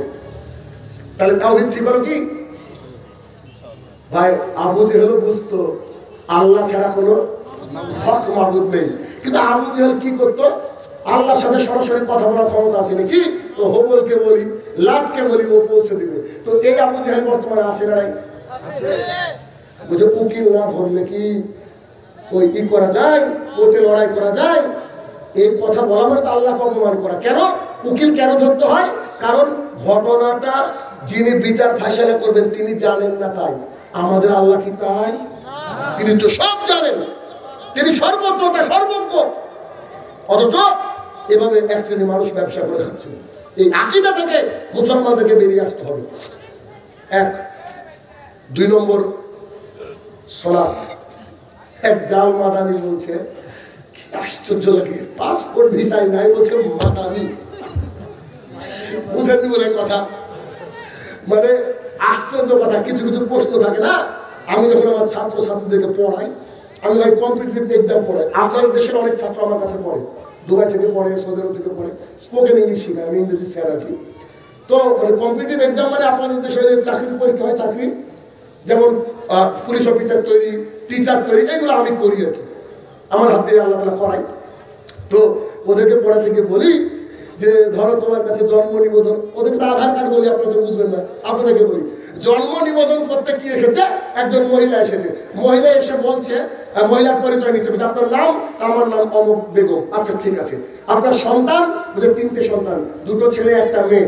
এবার 3 নম্বর প্রশ্ন যদি ও করে যে আপনার বিয়ে হয়েছে, এটা বোকা হলো না? রাসূলুল্লাহ সাল্লাল্লাহু আলাইহি ওয়াসাল্লাম বুখারী মুসলিমের হাদিসে বলছে ইসলামটা দাঁড়িয়ে আছে 5টা জিনিসের উপরে। আর এক জাল মাদানি কি বলছে যে ইসলামের দ্বিতীয় রুকুন, অন্যতম ফরজ, কালেমার পরে নাকি সালাত ফরজই না। কি বলছেন আপনি? দ্বীন ইসলামকে আল্লাহ সবাইকে দিবে? সবার এর বুকে তাওহীদ থাকতে পারে না। কেন? আবু জাহাল এলাকার মানুষ তাকে ডাকতো আবুল হাকাম, জ্ঞানীদের পিতা। সত্যি তিনি জ্ঞানী ছিলেন, খুব বিচক্ষণ মানুষ ছিলেন, খুব জ্ঞানী মানুষ ছিলেন, তাকে বলা তো জ্ঞানীদের পিতা। আর রাসূল নাম দিলেন আবু জাহাল, মূর্খের বাপ। কেন? তার মধ্যে সব ছিল, তার মধ্যে তাওহীদের জ্ঞান ছিল না। যার মধ্যে তাওহীদের জ্ঞান নেই সে ব্যক্তি আজকের জামানার আবু জাহাল। অতএব সাবধানতা অবলম্বন করতে হবে। 2 নম্বর বললাম সালাত। আল্লাহ সুবহানাহু ওয়া তাআলা এই কোরআনুল কারীমের মধ্যে সালাতের ব্যাপারে 82 বার বলেছেন। আল্লাহ তাআলা একবার বললে তো আমার মতন গোলামের জন্য যথেষ্ট, তার আমরা পায়রবি করব, তার হিসাব নিকাশ মেনে চলবো। আল্লাহ সুবহানাহু ওয়া তাআলা বলছে আকিমিস সালাত, তোমরা সালাত কায়েম করো। চুরি করা মহাপাপ, চুরি করলে হাত কেটে দিতে হবে।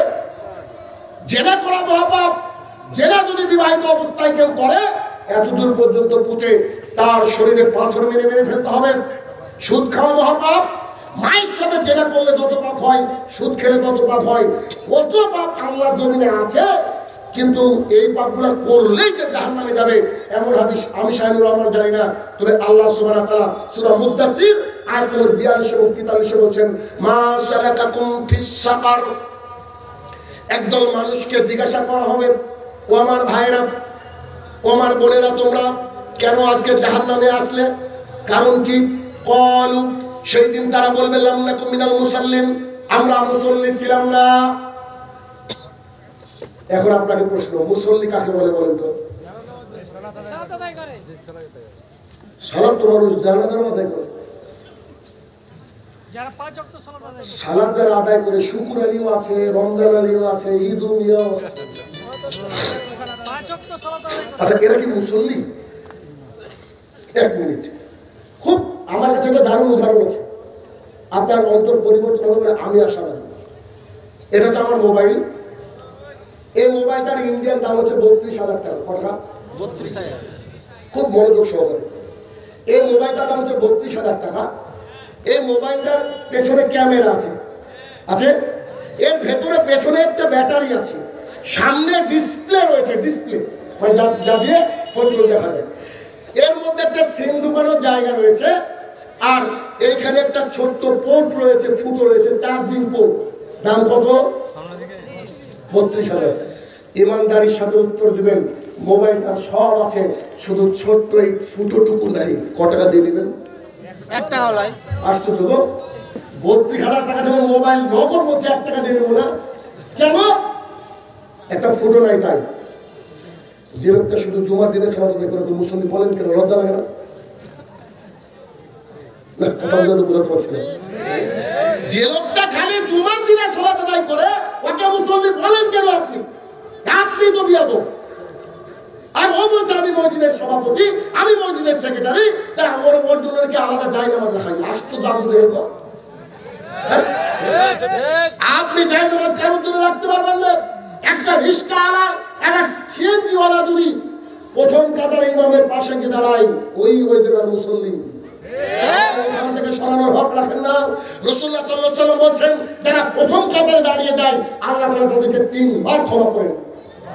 আপনি এত বড় সাহস হলো কি করে আপনি ওইখান থেকেই করেন? রাসূল সাল্লাল্লাহু আলাইহি ওয়াসাল্লাম বলছেন, আমাদের মাঝে আর তাদের মাঝে পার্থক্য হচ্ছে সালাত। বুরায়দা রাদিয়াল্লাহু তাআলা বলেন, রাসূল সাল্লাল্লাহু আলাইহি ওয়াসাল্লাম বলেছেন, আমাদের মাঝে আর তাদের মাঝে পার্থক্য কি? সালাত। তার মানে আমি যদি বলি আমি শাহিনুর রহমান আজকে ফজরের নামাজ পড়বো না, তো আল্লাহর কাছে আমি চণ্ডীদাস।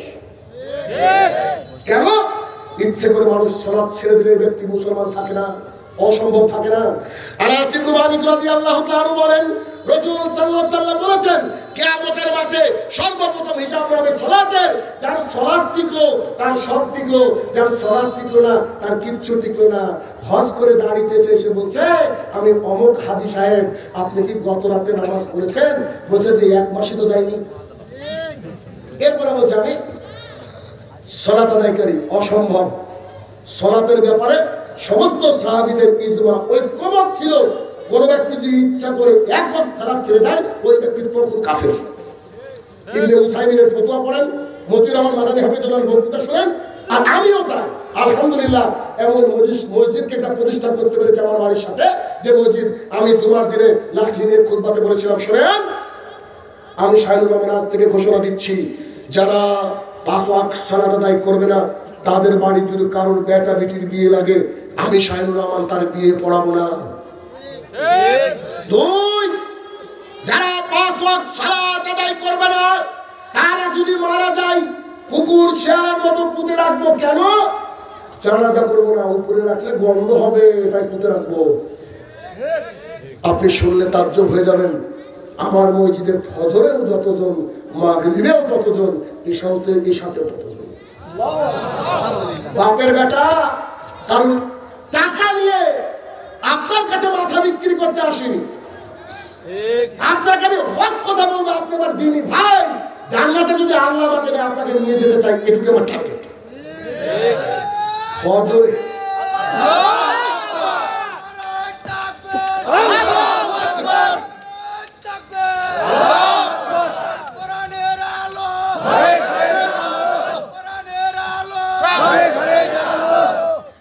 ফজরে উঠে যখন ওযু করছি, পানি নামছে টাঙ্কি থেকে, মনে হচ্ছে দার্জিলিং এসেছি। ভারতের দার্জিলিং সবচেয়ে ঠান্ডা জায়গা, বরফ পড়ে। তো টাঙ্কির পানি দিয়ে ওযু করার সময় মনে হয় না যে বরফ, কি বরফ দিয়ে ওযু করছি, মনে হয় না? আরে বরফ দিয়ে আমি ওযু করছি, আর আমার ভাই যদি খালি ঘুমিয়ে থেকে জান্নাত চাই, মেনে নেব কি? অসম্ভব। তাহলে সালাতই এমন একটা ইবাদত যার ব্যাপারে আল্লাহ কোনো ছাড় দেননি। জি, আবু উমামা বাহিলী রাদিয়াল্লাহু তাআলা বলেন, আল্লাহ রাসূল সাল্লাল্লাহু আলাইহি ওয়াসাল্লাম পৃথিবীর বুকে সবচেয়ে দামি ইবাদতের নাম বলেন না, মুহাম্মদ সাল্লাল্লাহু আলাইহি ওয়াসাল্লাম যে সিয়াম পালন করেন। বলছে আরেকটা বলেন, সিয়াম পালন করা। বলছে আরেকটা বলেন, সিয়াম পালন করা। এরপরে মুহাম্মদ সাল্লাল্লাহু আলাইহি ওয়াসাল্লাম বলছে আল্লাহর জমিনে সিয়ামের মতো ইবাদত নাই, এত দামি একটা ইবাদত। কিন্তু আল্লাহ সুবহানাহু ওয়া তাআলা বলছে শাহিনুর রহমান শোনো, তুমি যখন বাংলাদেশে যাচ্ছ, যদি রমজান চলে, তোমার ইচ্ছা তুমি রোজা ছেড়ে দিতে পারো, ওগুলো পরবর্তী সময় তুলে নিও। এখন পরে ইউটিউবার কাটিং করে লাগিয়ে দেবে, আল্লাহ বলে শাহিনুর রহমানকে বলছে। এটা তো চাপাই মানুষকে আমি বুঝাচ্ছি, বুঝলেন না? কোন ব্যক্তি বার্ধক্যজনিত কারণে, মানে বয়স হয়ে গেছে, ডাক্তার সাহেব বলছে যে রোগ হয়েছে এই রোগ সারবে না, এই কারণে আপনি রোজা রাখতে পারবেন না, সিয়াম রাখতে পারবেন না, আপনি কোন একজন আলেমকে ফোন করেন, সে আপনাকে বলবে প্রতিদিন ফিদিয়া দিয়ে দাও, 1.5 কেজি করে চাল দিয়ে দাও, সারাদিন খাও তুমি, অসুবিধা নাই, সিয়াম তোমার। বৃদ্ধ বয়সে টাকা হয়েছে, ছেলেরা অনেক বড় বড় ব্যবসা করে, ছেলেরা ভাবছে আব্বুকে হজে পাঠাবো, আব্বুর উপরে হজ ফরজ, বলছে বেটা না চলে যাব, ভাবছি যেতে পারি না, কখন মরে যাবো, এত বৃদ্ধ হয়ে গেছি, বেটা আমি হজে যেতে পারবো না। তো সে 8 লাখ টাকা জমা দিয়েছে আমাদের এই ভাইকে, এই ভাই দিয়ে হজ করেছে, আর আপনার বাবার পাসপোর্টই নাই, হজ আপনার বাবার। কথা বুঝতে পেরেছেন? সবকিছু ইবাদতের একটু বদল চলে, কিন্তু সালাতের ব্যাপারে যখন বলা হলো, আল্লাহ রাসূল বলছে দাঁড়িয়ে করো, পারি না, বসে করো, পারি না, শুয়ে করো, পারি না, ইশারায় করো। আল্লাহর জমিনে এই একটা ইবাদত যার কোনো ছাড় নেই। আব্দুল্লাহ ইবনে উম্মে মাকতুম রাদিয়াল্লাহু তাআলা বলেন, আল্লাহ রাসূল সাল্লাল্লাহু আলাইহি সাল্লাম আপনি আমাকে অনুমতি দেন না বাড়িতে সালাত আদায় করি, কেন?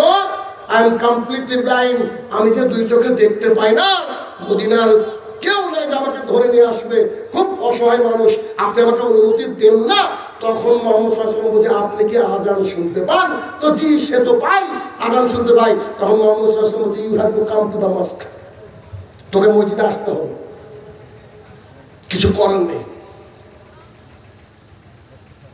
সালাত এমন একটা জিনিস, কিচ্ছু করার নেই। 1 মিনিট, বাংলাদেশে এত মদখোর, এত গাঁজাখোর আছে, কোনদিন আপনার এই রাস্তায় কোন মদখোরকে দেখেছেন নাকি ওপেন রাস্তা দাঁড়িয়ে মদ খেতে?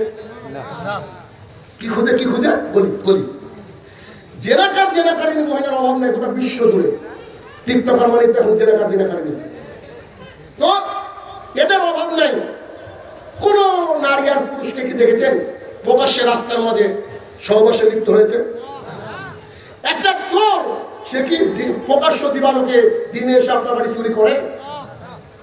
একটা চোর রাতের গভীর অন্ধকারে চুরি করে। একজন জেনাকারিনী ঘরের গলিতে গলিতে কোনো চিপার মধ্যে জেনা করে। একজন নেশাখোর, সে একটা গোপন জায়গায় বসে খায়। আর আপনি আমি চায়ের দোকানে বসে আছি, একেবারে পাশে মসজিদ, মুয়াজ্জিন বলছে হাইয়া আলাস সালাম, ডান হাতে চায়ের কাপ, বাম হাতে সিগারেট, আছে নাই? বাম হাতে সিগারেট, ডান হাতে চায়ের কাপ, মুয়াজ্জিন আমাকে ডাকছে, আমি উঠে যাচ্ছি না। তার মানে যদি হিসাব করতে দেখা যায়, ওই যে মহিলা জেনাকারিনী, তাকে বাংলায় বলে বেশ্যা, তার অর্থ হচ্ছে একজন বেশ্যা মহিলাও ভালো, একজন বেনামাজি ছেলে। কষ্ট পাচ্ছেন? পিকচার আবি বাকি হে, খবর তো শুরু হলো। কেন শাহনওয়াজ সাহেব এত কঠিন কথা বলেন, মাস্টার মানুষ এত কঠিন কথা কেন? একটা খারাপ মহিলা তার নিজের যৌবনকে বিক্রি করে গোপনে, আর আপনি প্রকাশ্যে একেবারে মসজিদের সাথে বসে চায়ের স্টলে বসে আপনি চা খাচ্ছেন, মুয়াজ্জিন আপনাকে ডাকছে হাইয়া আলাস সালাহ, তুমি মসজিদে আসো, আর আপনি যখন বসে আছেন, তার মানে কি আপনি ক্ষমতা দেখাচ্ছেন, আমি যাবো না, কি করবি কর, এটাই তো বলে। অতএব আল্লাহ তাআলার জমিনে যদি মুসলমান থাকতে চান, আল্লাহর কাছে সমস্ত আমলের প্রতিদান পেতে চান, কিয়ামতের মাঠে আপনার আমলনামা ওজন করা হয়ে যেতে চান, আর আল্লাহর কাছে গিয়ে জান্নাতে আল্লাহকে সিজদা যারা করতে চান, তারা আজ থেকে দৈনিক 5 ওয়াক্ত সালাত আদায় করতেই হবে, এর কোনো বিকল্প রাস্তাঘাট নেই। কেন? যুদ্ধের ময়দানে যুদ্ধ চলছে, রাসূলুল্লাহ সাল্লাল্লাহু আলাইহি ওয়াসাল্লামকে জিজ্ঞাসা করা হলো আমরা করবো কি? তো সালাতের ওয়াক্ত হয়ে গেলে তোমাকে আগে সালাত আদায় করতে হবে, এটা যুদ্ধের ময়দান। তার মানে শাহনওয়াজ সাহেব ট্রেনে বরিশাল যাচ্ছি, করবো কি? প্যান্টে পেশাব করে ফেলেছি, সালাত সময় হয়ে গেছে, না পানি আছে না মাটি আছে, তায়াম্মুম করবেন। ওই অবস্থা আপনাকে সালাত আদায় করতে হবে, কিচ্ছু করার নেই, কিচ্ছু করার নেই, সালাত আদায় করতে হবে। এই যে ঠিক ঠিক বলে যাচ্ছেন, আল্লাহ জানে ফজরে তো মুয়াজ্জিন বলবে হাইয়া আলাস সালাহ, বাড়ির থেকে বউকে জড়িয়ে ধরে বলবে তোরা তিনজনে মিলে চালা, এত ঠিক। ভাইয়ের আমার দেখেন, এই এতগুলা মানুষ আমার সামনে বসে আছে, আমি যদি একজন মানুষকে তুলে যদি বলে যে আপনি মুনাফিক, আমার গাড়ি কি ঠিকঠাক যাবে নাকি? গাড়ির কাজ থাকবে না কেন? আরে মুনাফিক বলছেন মানে? এবার দেখেন তো, এবার একটু দেখেন। আবু হুরায়রা রাদিয়াল্লাহু তাআলা আনহু বলেন, রাসূল সাল্লাল্লাহু আলাইহি সাল্লাম বলেছেন, যেই ব্যক্তির কাছে ফজরের সালাত আর এশার সালাত ভারী মনে হয়, সেই ব্যক্তি মুনাফিক। এবার নিজে নিজে বুঝে নেন কে কে। আমি বলবো না, মুনাফিকের কাছে কোন নামাজ ভারী? ফজর আর এশা। রাসূলুল্লাহ সাল্লাল্লাহু আলাইহি ওয়াসাল্লাম বলেছে, যারা দুই ঠান্ডার সালাত আদায় করে তারা জান্নাতে যাবে। দুই ঠান্ডার সালাত কি? আসরের সালাত আর ফজরের সালাত। দুই ঠান্ডা দেবেন, আসর থেকে কি ঠান্ডাটা পড়া শুরু করে, আর ফজরে খুব কঠিন ঠান্ডা। 1 তারিখে যে ঠান্ডা পড়লো, পুঠিয়াতে মাহফিল করছি, তো মনে হচ্ছে দার্জিলিংয়ে বসে আছে, এমন ঠান্ডা পড়েছে। অথচ সেই ঠান্ডায় আমি যদি ফরজ গোসল করি, অথবা আমি যদি ওযু করে সালাত আদায় করতে পারি, আপনি যদি না করেন, আর আপনাকে আর আমাকে যদি আল্লাহ একই জান্নাতে দেয়, তো প্রতিবাদ তো ওখানে আগে হবে, হবে না? আল্লাহ জুলুমকে হারাম করে নিয়েছে, হওয়ার সুযোগ নেই। সালাতের উপরে খবরদার ভাইরা আমার, কলিজার টুকরা ভাইরা আমার, বারবার করে বলছি আমি এই কথাগুলোকে, বারবার রিপিট করছি, সালাতের ব্যাপারে কোনো গাফিলতি করবেন না। সালাতই একটা মাধ্যম আল্লাহর সবচেয়ে নিকটবর্তী হওয়া। যখন মানুষ সেজদায় চলে যায়, আল্লাহর নিকটবর্তী হয়ে যায়। আচ্ছা, এই যত মানুষ বসে আছে, মধ্যে গরিব আছে না নাই? অসুস্থ মানুষ আছে না নাই? আমি যদি বলি যে স্টেজের বক্তৃতা শেষে আমার সাথে দেখা করবেন, সবাইকে 1 লাখ করে টাকা দেবো, দেখা করবেন, কি করবেন না? আপনি তো করবেন। যদি এখানে কোটিপতি থাকে, সেও বলবে যে পেছন দিয়ে বলবে, কি বলবে না? রোগগ্রস্ত ব্যক্তি কত জায়গায় যায়, ভেলোর পর্যন্ত চলে যায়, অথচ আমার আল্লাহ সুবহানাহু ওয়া তাআলা প্রত্যেক দিন রাতের 1/3 ফজরের কিছুটা আগে তিনি এই আসমানের 1 নম্বর আসমানে এসে বলেন, কার কি লাগবে বলো, কার কি প্রয়োজন বলো, কার কি দরকার বলো, আমি আল্লাহ তোমাদেরকে দেওয়ার জন্য প্রস্তুতি গ্রহণ করেছি। আমি আল্লাহ দিব তোমাকে, তোমার যা চাওয়ার দরকার তাই তুমি চাও। কিন্তু ওই সময় ঘুমটা আমাদের খুব গাঢ়। শুনেন, তাহাজ্জুদ ছাড়া কিন্তু আল্লাহর প্রিয় হওয়া যায় না ভাইয়ের আমার। বেশি বলবো না, আপনি আমাকে 1 সপ্তাহের রুটিন যদি আমি আপনাকে দিই, ইনশাআল্লাহ আপনার জীবন পরিবর্তন হবে। নইলে যদি না পরিবর্তন হয়, আপনি আমাকে বলবেন, ব্যবস্থা করব। সেটা কি? আজকে এখানে 5:32 আজান ফজরের, ঠিক না? 5:32। এখন এই রাতটা হলে লম্বা রাত, আজকে হয়ে গেছে, আজকে পারবে না, আমি কালকের জন্য 1 সপ্তাহ রুটিন দিচ্ছি, দেখি কজন মানে। মোবাইলে অ্যালার্ম দেন কি দেন না ওঠার জন্য? অ্যালার্মটা আগামী দিন বক্তৃতা শেষ হয়ে যাওয়ার পরে অ্যালার্মটা দিবেন 5টায়। কোথায়? 5টায়। আজান পড়তে বাকি আছে 32 মিনিট, আচ্ছা 30 মিনিট, ঠিক আছে। উঠলেন, পায়খানা বাথরুম সারলেন, আর এশার সালাত যখন আদায় করবেন, শুধু বিতিরটাকে হাতে রাখবেন, শুধু বিতির হাতে রেখে 5টার সময় উঠে 5-7 মিনিট 10 মিনিট বাথরুমে গেল, এবার এসে তাহাজ্জুদের নিয়তে আল্লাহু আকবার বলে হাতটা বেঁধে নিলেন। বেঁধে নেওয়ার পর যা যা পড়ার পড়লেন, এবার সূরা ফাতিহা শুরু করলেন। সূরা ফাতিহা যখন আসলো, সূরা ফাতিহা পড়তে পড়তে বলছেন,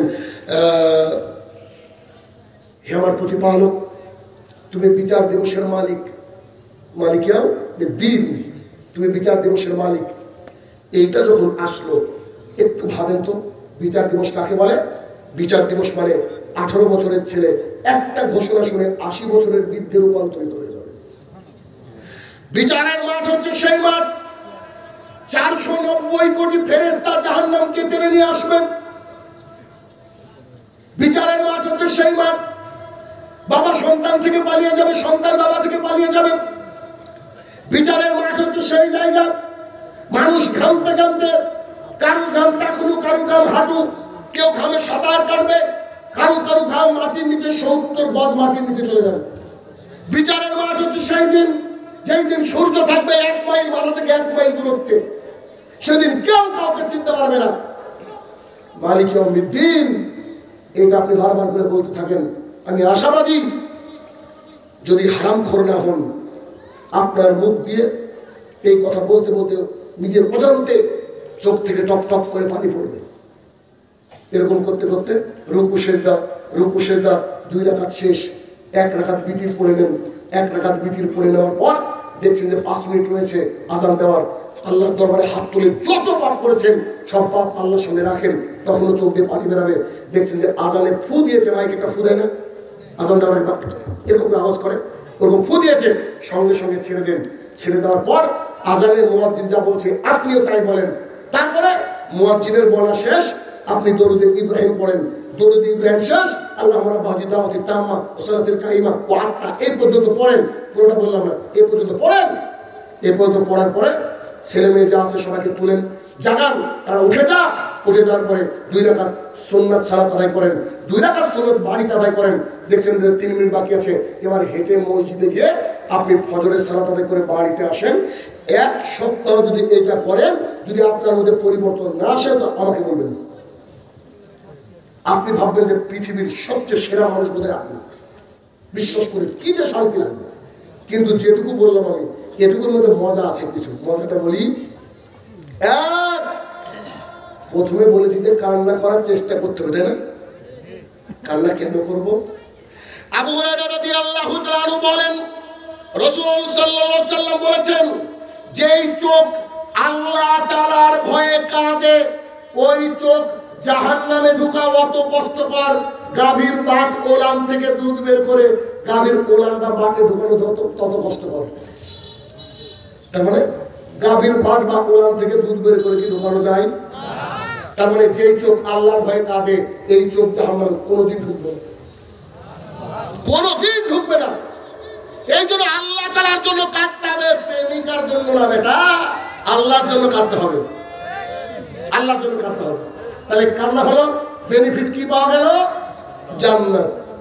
2, এবার সালাত শেষ, মুয়াজ্জিন যা বলছে আপনিও তাই বলছেন। মুয়াজ্জিনের বলা শেষ, দরুদ ইব্রাহিম, তারপরে বিশেষ দোয়া। এই হাদিসের বর্ণনাকারী হচ্ছে ওমর ইবনে খাত্তাব রাদিয়াল্লাহু আনহু। হাদিস অনেক লম্বা, তাই বললাম না, সংক্ষেপে বলি। এখন মুহাম্মদ সাল্লাল্লাহু আলাইহি ওয়াসাল্লাম বলছে, কেউ যদি এই কাজটুকু করে, কোন কাজ? মুয়াজ্জিন যা বললো আমি তাই বললাম, দরুদ ইব্রাহিম আর আল্লাহুম্মা রাব্বাজি দাওয়াতি তামা, এই দোয়াটা। এই 3টে কাজ, ছোট্ট একটা কাজ, 1-2 মিনিটের একটা কাজ। এই কাজটা যে করলো তাকে আমি মুহাম্মদ সাল্লাল্লাহু আলাইহি ওয়াসাল্লাম জান্নাতে নিয়ে যাওয়ার জিম্মেদারি নিচ্ছি। বুঝতে পেরেছেন? জান্নাতে নিয়ে যাওয়ার জিম্মেদারি নিচ্ছি। এই আমলটা করিয়েন, খুব মজার আমল। এরপরে কি করলেন? এরপরে আজান জবাব হয়ে গেল। এবার 2 রাকাত কি আদায় করবেন? সুন্নাত। আয়েশা রাদিয়াল্লাহু তাআলা আনহা বলেন, রাসূল সাল্লাল্লাহু আলাইহি ওয়াসাল্লাম বলেছেন, কেউ যদি ফজরের পূর্বে 2 রাকাত সুন্নাত সালাত আদায় করে, ওই 2 রাকাত সুন্নাত সালাতের মূল্য গোটা পৃথিবী আর পৃথিবীর মধ্যে যা আছে সবগুলা একদিকে, 2 রাকাত সালাত একদিকে। কিসের আদানি, কিসের আম্বানি, কিসের এলন মাস্ক, কিসের জুকারবার্গ? আল্লাহ রাসূল বলেছেন, যার অ্যাকাউন্টে 2 রাকাত সুন্নাত সালাত আছে সে পৃথিবীর সবচেয়ে বড় বিলিয়নারি। আমরা সবচেয়ে বড় বিলিয়নারি কেন? আমাদের 2 রাকাত সুন্নাত সালাত আছে। রাজশাহী আম চত্বরের পাশে 1 কাঠা জমির দাম নাকি 50 লাখ টাকা। দিল্লির বুকে 1 কাঠা জমির দাম 3 কোটি টাকা। কি দিয়ে বোঝায় গোটা পৃথিবী বিক্রি করলে কত মূল্য হবে? অথচ মুহাম্মদ সাল্লাল্লাহু আলাইহি ওয়াসাল্লাম বললেন, শোনো, তুমি যদি 2 রাকাত সালাত আদায় করো, তুমি পৃথিবীর সবচেয়ে কোটিপতি। এখন আপনি তো সুবহানাল্লাহ বললেন, আলহামদুলিল্লাহ, ঠিক আছে। তবে আমার কথা হলো, আমি হাদিস যেভাবে বুঝেছি ওভাবে বুঝছেন কিনা আমি বুঝতে পারছি না। কারণ আমি এভাবে বলেছি, আল্লাহর কসম আমি কোটিপতি, আমি বুঝেছি। ফাও না, ঠিক আছে, না হাদিস না। আল্লাহ রাসূলের কথা পৃথিবীতে আসার পর থেকে একদিনও মিথ্যা কথা বলেননি। তিনি ভোট সিলেকশনের মাধ্যমে, ইলেকশনের মাধ্যমে নির্বাচিত হন। তিনি সিলেকশন করেছেন কে? আল্লাহ সুবহানাহু ওয়া তাআলা। এই যে কোরআনুল কারীম আল্লাহ তাআলা পাঠিয়েছে কার মাধ্যমে? ফেরেশতাদের সরকারের মাধ্যমে। আর আমাদের নবীকে সমস্ত নবীদের ইমাম। কি দিয়ে বুঝাবো আপনাকে? তিনি এই কথা বলছেন, আর ওই কথা আমি চাপাই এসে আপনার সামনে বলছি। তার মানে আমি যখন আমার ব্যক্তিগত কথা বলি, আমি যখন দুই রাকাত সালাত আদায় করি, আমার মনে হয় যে আই গেলেন বাস কেড়ে তুই, বুঝলেন? টাকা তো দুদিনে ফুরিয়ে যাবে, কিসের টেসলা, কিসের BMW, আমরা চলবো কিয়ামতের মাঠে।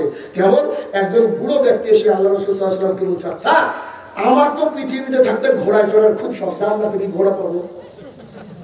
আসলে কিছু মানুষের খুব সরল সাদা মানুষের কিছু প্রশ্ন থাকে। তো রাসূলুল্লাহ সাল্লাল্লাহু আলাইহি ওয়াসাল্লাম বলছে, জি আপনি যে ঘোড়াটা পাবেন সেটা মণিমুক্তা দিয়ে তৈরি, ঘোড়ার থাকবে পাখা, লোকটা মিসমিসকে হাসছে, বলছে খালি ঘোড়াকে নির্দেশ দিবেন, যেখানে যাবেন সেখানে যাবেন, যা চাইবেন বৈধ জিনিস আল্লাহ তাআলার তরফ থেকে তাই পাবেন। আর একজন ব্যক্তি আনাস ইবনে মালিক রাদিয়াল্লাহু আনহু বলেন, আর একজন ব্যক্তি এসে বলছেন, আল্লাহ রাসূল বলছি আমরা তো কৃষক মানুষ, কাজ না করলে মন ভালো লাগে না, এরকম লোক আছে না গ্রামে? আমাদের বাবা দাদারা প্রায় এরকম, আমরা সারাদিন ফেসবুক চালাই, ওরা সারাদিন কাজ করে, যেদিন কাজ নাই খালি বাড়ি এদিকে এদিকে ঘুরবে, এরা কিছু নিয়ে ভালো লাগছে ভালো লাগছে, আটটা মানুষ এই জন্য বডি ফিট আছে, সুন্দর আছে তাদের, তো তারা করে কি এরকম করে। ওই রকম একজন ব্যক্তি একটা মজলিস এসে বলছে, আচ্ছা আমি তো কৃষক মানুষ, খুব ফসল টসল ভালোবাসি, কিয়ামতের ভাই জান্নাতে গেলে কি জমি পাওয়া যাবে না আবাদ করবো? রাসূলুল্লাহ সাল্লাল্লাহু আলাইহি ওয়াসাল্লাম বলেন, জান্নাতে জমির কি দরকার, আপনি আবাদ করেন খাওয়ার জন্য দুনিয়ার বুকে, আপনাকে আল্লাহ সব দিবেন না, তাও বসে থাকতে ভালো লাগবে না, আমার জমি লাগবে। তখন মুহাম্মদ সাল্লাল্লাহু আলাইহি ওয়াসাল্লাম বলছেন, শোনো জমি লাগবে, আপনি যখন ওই কল্পনা করবেন মনে মনে, জমি জমি রেডি, চাষ রেডি, ফসলগুলো রেডি, ফসল তোলা রেডি, ঠিক আছে তাহলেই হবে, তাহলে হবে। তো আনাস ইবনে মালিক রাদিয়াল্লাহু আনহু সাইড থেকে বলছে, গ্যারান্টি বলছি এই লোক আমাদের দলের না, এই লোক আমাদের দলের না। কেন? আমরা ব্যবসায়িক লোক, এই লোক চাষাবাদ করার লোক, বলে আপনার বংশেরই হবে, আল্লাহ রাসূলকে নিয়ে মজা করছে, কোরআন আবাদ করছে, কিছু করতো যে হয়তো আপনার দলেরই লোক হবে। তার মানে চিন্তা করেন, জান্নাতে যেতে গেলে কি লাগবে? সালাত লাগবে, সালাত জরুরি। কারণ কিয়ামতের মাঠ যখন পার হয়ে যাবে, জান্নাতে যাবেন, জান্নাতে যাওয়ার পরে আল্লাহ সুবহানাহু ওয়া তাআলা যখন তার পায়ের গোছাটাকে উন্মুক্ত করবেন, সবাই সিজদায় লুটিয়ে পড়বে, তারা সিজদা দিতে পারবে না যারা দুনিয়ার বুকে শুকর আলী ছিল, বুঝেননি না? হাদিসে শুকর আলী আসেনি, আমি আপনাকে বলে দিয়েছি যে আল্লাহর জমিনে সিজদা করলে ওখানে পারবে।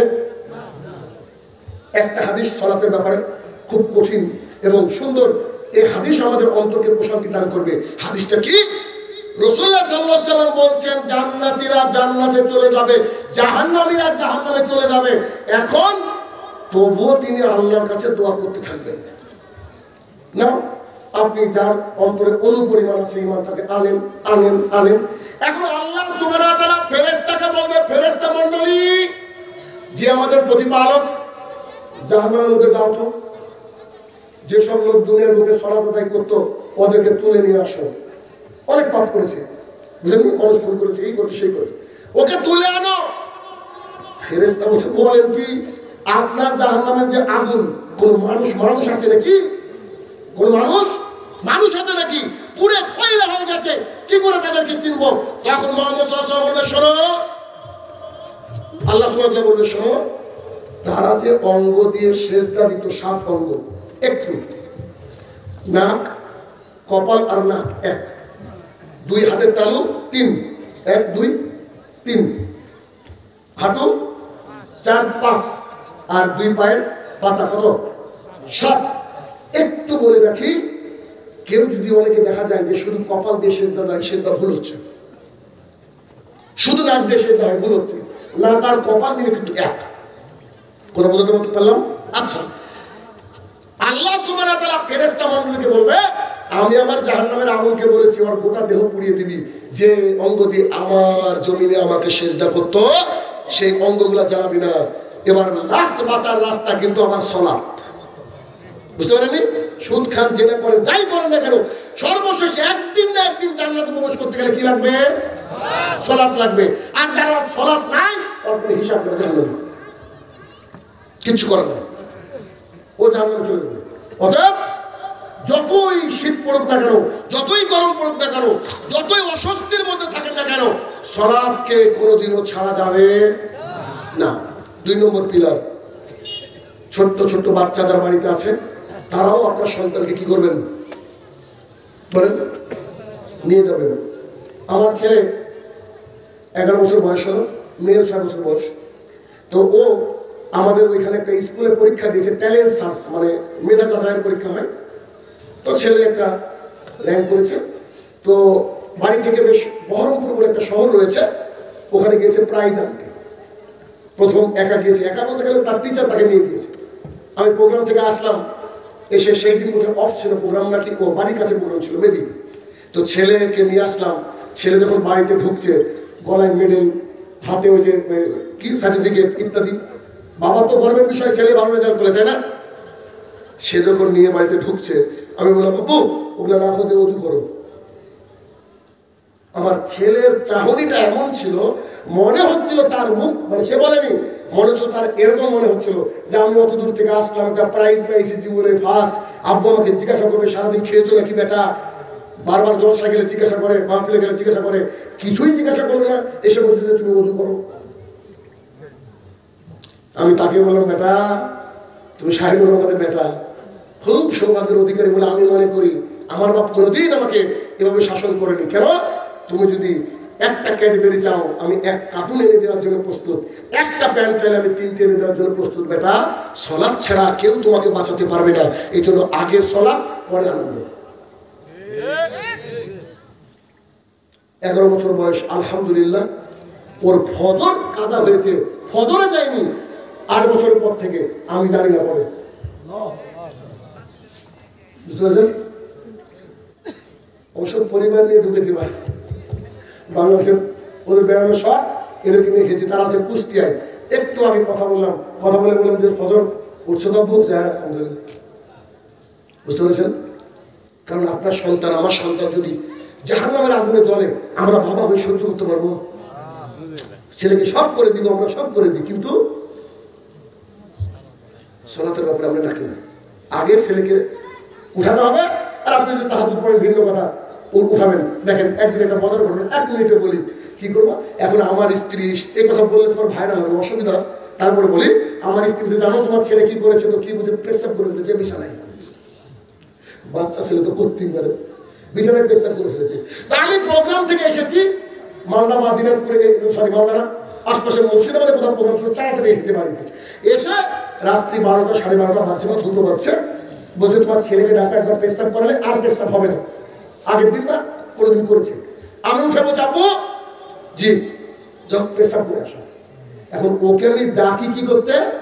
প্রতিদিন বলেন অজু করতে, উঠে অজু করবে, তারপর নামাজে যাবে। ওকে আমি 12টার সময় এসে ডাকছি। আমার মেয়ে উঠলো, পেশাব করে আসলো। ছেলে উঠলো, ছেলে বাথরুমে গিয়ে আসে না। আমি ক্লান্ত হয়ে এসেছি, ঘরে একটু শুয়েছি। বলছি কি গো ছেলে আসে না কেন? আমি উঠলাম, উঠে গেছি অজু করছে।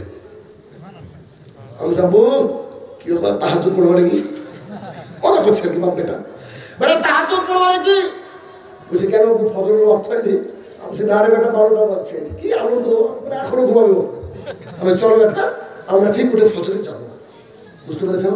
মানে ও বুঝে নিয়েছে আপু টাকা মানেই হচ্ছে আমার ফজর। দোয়া করেন যে পর্যন্ত তাহাজ্জুদ বুঝে। আমার সন্তানরা এভাবে মানুষ করতে হবে, আমাদের বাবাদের একটা জিম্মেদারি, দায়িত্ব। এর চেয়ে আনন্দের কি হতে পারে যখন বাবা তার সন্তানকে নিয়ে গিয়ে পায়ের সাথে পা বেরিয়ে সালাত আদায় করে। আর কোন সন্তান যদি সামনে দাঁড়িয়ে কিরাত করে আর তার বাবা যখন পেছনে সালাত আদায় করে, আমার মনে হয় পৃথিবীর সবচেয়ে বড় অ্যাচিভমেন্ট। এর উপর আর কিচ্ছু নাই, এর উপর আর কিচ্ছু নাই। ছেলেকে মাদ্রাসায় দিয়েছেন আপনি, ছেলে এসে কিরাত করছে আর বাবা পেছনে সালাত আদায় করছে।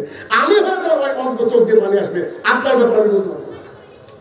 তাহলে কি 2 নম্বর পিলার কি? সালাত। কোনোদিনও গাফিলতি করা যাবে না। 3 নম্বর হচ্ছে কি? যাকাত, যেটার বিষয়ে আমরা আল্লাহর সাথে বাটপারি করি। করে কি হবে না? যাকাতের ব্যাপারে সালাতের পরে যাকাত আমাদের হিসাবের মধ্যে না। যাকাত এমন একটা জিনিস, দুটো যদি হাদিস বলি আপনাদের জন্য যথেষ্ট। যাকাত কি ফরজ, সুন্নাত থেকে ওয়াজিব?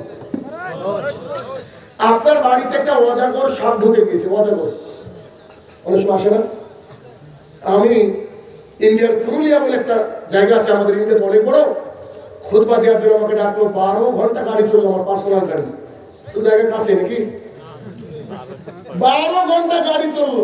আগের দিন গিয়েছি খুতবা দিব, খুব শখ তাদের আমাকে এই খুতবা দেবো। তো আমাকে গিয়ে বলছে এখানে ঝর্ণা আছে, এখানে অযোধ্যা পাহাড় আছে। আমি তো খুব খুশি, ঝর্ণায় গাধো পাহাড় দেখবো। শেষে ইমাম সাহেব বলছে ভাই এখানে 3টি মজার বসে আছে। আমি বলছি ভাই আমাকে যে কোনো রুমে রাখেন না, টেনশন, সারা রাত রুম হবে না। তো মজা করে আসলে না এরকম থাকে, বন ধরার তো থাকে। তো এই ইনশাল্লাহ দোয়া করে ঘুমান না, ঘুম হয়তো বই তো লাগে মানুষ, যা হোক কোনো অসুবিধা হয়নি। তো যদি আপনার বাড়িতে কোনো সাপ ঢুকে যায়, সাপকে আপনি পুষছেন, সাপকে আপনি মানুষ করছেন, এমন মানুষ কিন্তু আল্লাহর জমিনে অনেক আছে, আছে না নাই? ডক্টর জাকির নায়ক আর ফারিক নায়ককে দেখছি যে বাঘকে খাবার দিছে মানুষের। বাঘ পুষে কি পুষে না? সাপ পুষে কি পুষে না মানুষ? আল্লাহি আল্লাহর কসম করে বলছি, একটা বাঘ পুষলেন, বাঘ আপনার ক্ষতি নাও করতে পারে। এটা সাপ পুষলেন, সাপ আপনার ক্ষতি নাও করতে পারে। কেন? আপনি খাবার দিয়েছেন তাই। কিন্তু আপনি জাকাত পুষে যদি ঘরে রাখেন, কিয়ামতের মাঠে কামড়াবে কামড়াবে কামড়াবে, 100% কামড়াবে। কেন? দুটো হাদিস। রাসূল সাল্লাল্লাহু আলাইহি সাল্লাম বলেন, যে ব্যক্তি 7.5 ভরি স্বর্ণের উপরে মানে নিসাব পরিমাণ অর্থ ছিল, জাকাত প্রদান করেনি, কিয়ামতের মাঠে একটা টাক মাথাওয়ালা সাপ তৈরি করা হবে। সাপ আবার টাক মাথাওয়ালা। তাফসীরকারকগণ বলছে ওর এত বিষ, ওর মাথায় চুল নাই, হয়তো সাপের চুল থাকতে পারে, আল্লাহ তাআলাই ভালো জানে। রাসূল সাল্লাল্লাহু আলাইহি সাল্লাম বলেন একটা টাক মাথাওয়ালা সাপ তৈরি করা হবে। আর জাকাতের সম্পদ দিয়ে যে সম্পদ গরিবকে দেওয়ার কথা ছিল দেওয়া হয়নি, সেই সম্পদকে একটা সাপ করে সাপকে গলার মধ্যে জড়িয়ে দেওয়া হবে। সাপ বুকের উপরে পিঠের উপরে কামড়াবে আর বলবে মনে পড়ে কি আমি জাকাত। সাপ যদি একদিন কামড়ায়, যেদিন বিচার হচ্ছে একদিন, তাহলে মাত্র 50,000 বছর, 50,000 সানা। চিন্তা করেন, এখন জাকাত দিবেন নাকি রাখবেন এটা আপনার ব্যাপার। জাকাত আপনার আমার নিজের সম্পদ না, দরিদ্র অসহায় আটখাতের সম্পদ, আপনি রাখতে পারেন। 2 নম্বর হাদিস, রাসূল সাল্লাল্লাহু আলাইহি সাল্লাম বলেছেন, যারা জাকাতের সম্পদকে জমা করে রাখবে, মানুষের দারিদ্রতা বিমোচনে তা খরচ করবে না, সেগুলোকে লোহার পাত করাবে। লোহার পাত বুঝেন কি? এটা হচ্ছে লোহার পাত। এটা লোহার পাত, অ্যালুমিনিয়ামের এলাকার না, লোহার এরকম। এই যে স্ট্যান্ডগুলা সব লোহার, অনেকগুলা লোহার নাই হয়তো, এরকম লোহার পাত তৈরি করা হবে। কামারের দোকানে কোনোদিন গিয়েছেন? ওই যে হাসুয়া তৈরি করে, দাউলি তৈরি করে, যখন ওটা আগুনের মধ্যে ঢুকে দেয়, একবারে ওটাকে পুরো আগুন মনে হয় না লাল, ওইটাকে আবার ঠিক করার জন্য কি করে বলেন তো? পানির মধ্যে চুবিয়ে দেয়, পানিটা টকবক টকবক করে উপরের দিকে ফুটে, তারপরে একটু পরে দেখা যায় যে কালার সে কালার ফিরে আসে। এখন হাদিস বুঝেন, রাসূল সাল্লাল্লাহু আলাইহি ওয়াসাল্লাম বলছে জাকাতকে ওইরকম পাত তৈরি করা হবে, আগুনের মধ্যে ঢুকে দেওয়া হবে, দাও দাও দাও দাও করে জ্বলতে জ্বলতে জ্বলতে জ্বলতে ওটা লাল টকটক হয়ে যাবে। সেই পাত ফেরেশতারা এনে যার জাকাত খরচ ছিল তার কপালে বসিয়ে রাখবে, যতক্ষণ আগের কালারে ফিরছে। কল্পনা করেন কি করে? আবার আগুনের মধ্যে দিবে, আবার ওটাকে বের করে আনবেন, গলগল করে জ্বলছে, ওর পিঠে লাগাবে, যতক্ষণ আগের কালারে ফিরে আসে। এভাবে চলতে থাকবে। বলে তো একদিন সমান কদিন? এখন যদি ক্ষমতা থাকে করবেন, যদি ক্ষমতা থাকে, সহ্য করার ক্ষমতা থাকে, তো জাকাতি করবেন। জাকাত আদায় করা যারা বড় লোক, যাদের অর্থ রয়েছে নিসাব পরিমাণ, তাদের জন্য ফরজ, আপনাকে করতে হবে। এর মধ্যে কোনো টাল বাহানা চলবে না, কোন বিকল্প কোনো রাস্তাঘাট নেই। এই জন্য আমি মাঝে মাঝে বলে থাকি, আমরা গরিব হয়েছি আলহামদুলিল্লাহ। 5টা সাবজেক্টে করোনার সময় অটো পাস হলো, কি হলো না? Auto pass. শুধু ভয় লাগে ডাক্তারদের জন্য, ইঞ্জিনিয়ারের জন্য। ওই ইঞ্জিনিয়ার যদি আমার বাড়ি করে ভূমিকম্প হওয়ার আগে ভাববে। আর ডাক্তার তো অটো পাস, ও কিছু না জেনে ডাক্তার হয়ে গেছে। আপনারা অপারেশন করতে বুঝেন, অত ওই চালাবে, ইউটিউব চালিয়ে how to make operation for the patient, এটাকে বলে তো অপারেশন করছে। আবার আপনার হবে কি? তো কিয়ামতের মাঠে কিন্তু যারা গরিব মানুষ, 5টা সাবজেক্টের মধ্যে 3টেতে অটো পাস, 3টেতে অটো পাস। কেন বলেন তো? 1 কালিমা আলহামদুলিল্লাহ আমরা পড়েছি, সেও আমল করছি। 2 সালাত, এটা তো পড়বো স্বাভাবিক। 3 জাকাত আমার সামর্থ্য নেই আমি দিব না। 4 হজ আমার সামর্থ্য নেই আমি যাবো না। 5 রামাদানের সিয়াম ওকে এমনি না খেয়ে থাকি গরিব মানুষ, তিনটাতে অটো পাস, আর দুইটা সাবজেক্ট একটু ভালো করে দেখতে হবে, দুইটার মধ্যে একটাই একবার বলতে হয় লা ইলাহা ইল্লাল্লাহ হয়ে গেছে, এখন খালি দৈনিক 5 ওয়াক্ত সালাত, তাইলে জান্নাত। জনাব গরিব মানুষ সমাজে কত ভালো কাজ, বড় লোকদের চেয়ে 500 বছর আগে জান্নাতে যাওয়া যায়। আল্লাহর কাছে নিব কি দরকার পৃথিবীতে, যত ইনকাম করি খাবো তো সে 3 খানায় রুটি নাকি, এত ইনকামের কি দরকার আছে? তাহলে কি 3 নম্বর যে যাকাত, যাকাত হচ্ছে ফরজ। আরেকটা এই বিষয়ে একটা কথা বলি, পৃথিবীর ইতিহাসে সবচেয়ে নরম মানুষ যদি কাউকে বলা হয় নরম মানুষ, তার নাম হচ্ছে আবু বকর সিদ্দিক রাদিয়াল্লাহু তাআলা। কোরআন তেলাওয়াত করলে কাঁদতে লাগতেন, এত নরম মানুষ তিনি নেই। রাসূলুল্লাহ সাল্লাল্লাহু আলাইহি ওয়াসাল্লাম যখন পৃথিবীর মায়া ছেড়ে চলে গেলেন আল্লাহ তাআলার কাছে, একজন ব্যক্তি যখন যাকাত দিতে এসে গরুর দড়িটাকে ঘুরিয়ে নিয়ে যাচ্ছেন, তখন বলছে এই শোনো, আল্লাহ রাসূলের জামানায় যারা গরু দিতে কিন্তু দড়িটাকে দিয়ে যেতে, আজকে যদি দড়ি ঘুরিয়ে নিয়ে যাও গম দিতে, ওষুধ হিসাবে গম দিতে, বস্তাটাকে দিতে আল্লাহ রাসূলের জামানায়, এখন যদি ঘুরিয়ে নিয়ে যাও তার সাথে আমি আবু বকরের যুদ্ধ হবে। কত গুরুত্ব! আল্লাহর কসম করে বলছে, আল্লাহর জমিনে যারা অর্থশালী মুসলমান তারা যদি সঠিক উপায়ে যাকাত দিত, তো এই জামানায় কোনো মুসলমান গরিব থাকতো না। কিন্তু ওরা যাকাত কি দিবে? 3 তলার উপরে থাকে, 10 খানা লুঙ্গি আর 7 খানা শাড়ি কিনে উপর থেকে ফেলছে, কত বড় মানুষ! এদের জাকাত আদায় হবে না। এরপর হচ্ছে রমাদানের সিয়াম। ওই একটা হাদিস আগে বলে দিয়েছি, রমাদানের সিয়াম কি? আল্লাহর জমিনে আল্লাহকে খুশি করার এর উপরে কোনো ইবাদতই নাই। কেন? সালাত আদায় করার সময় 5G গতিতে আদায় করা যায়, কিন্তু সিয়াম পালন করলে সেই ভরে খেয়েছেন, পেটের মধ্যে যেন ইঁদুর ছুঁচো বেরিয়ে বেড়াচ্ছে, কি যে খিদে লেগেছে, বলছে এখনো 3 মিনিট বাকি, সামনে কত রকমের পানীয়, কত রকমের পাকোড়া, কত রকমের পেঁয়াজি, কত রকমের কিচ্ছু, শুধু হাত দিয়ে নাড়ছি কিন্তু খাওয়ার ক্ষমতা নাই। এত খুশি হয়ে যায় আল্লাহ সুবহানাহু ওয়া তাআলা, আর কোন ইবাদতে এত খুশি হন না।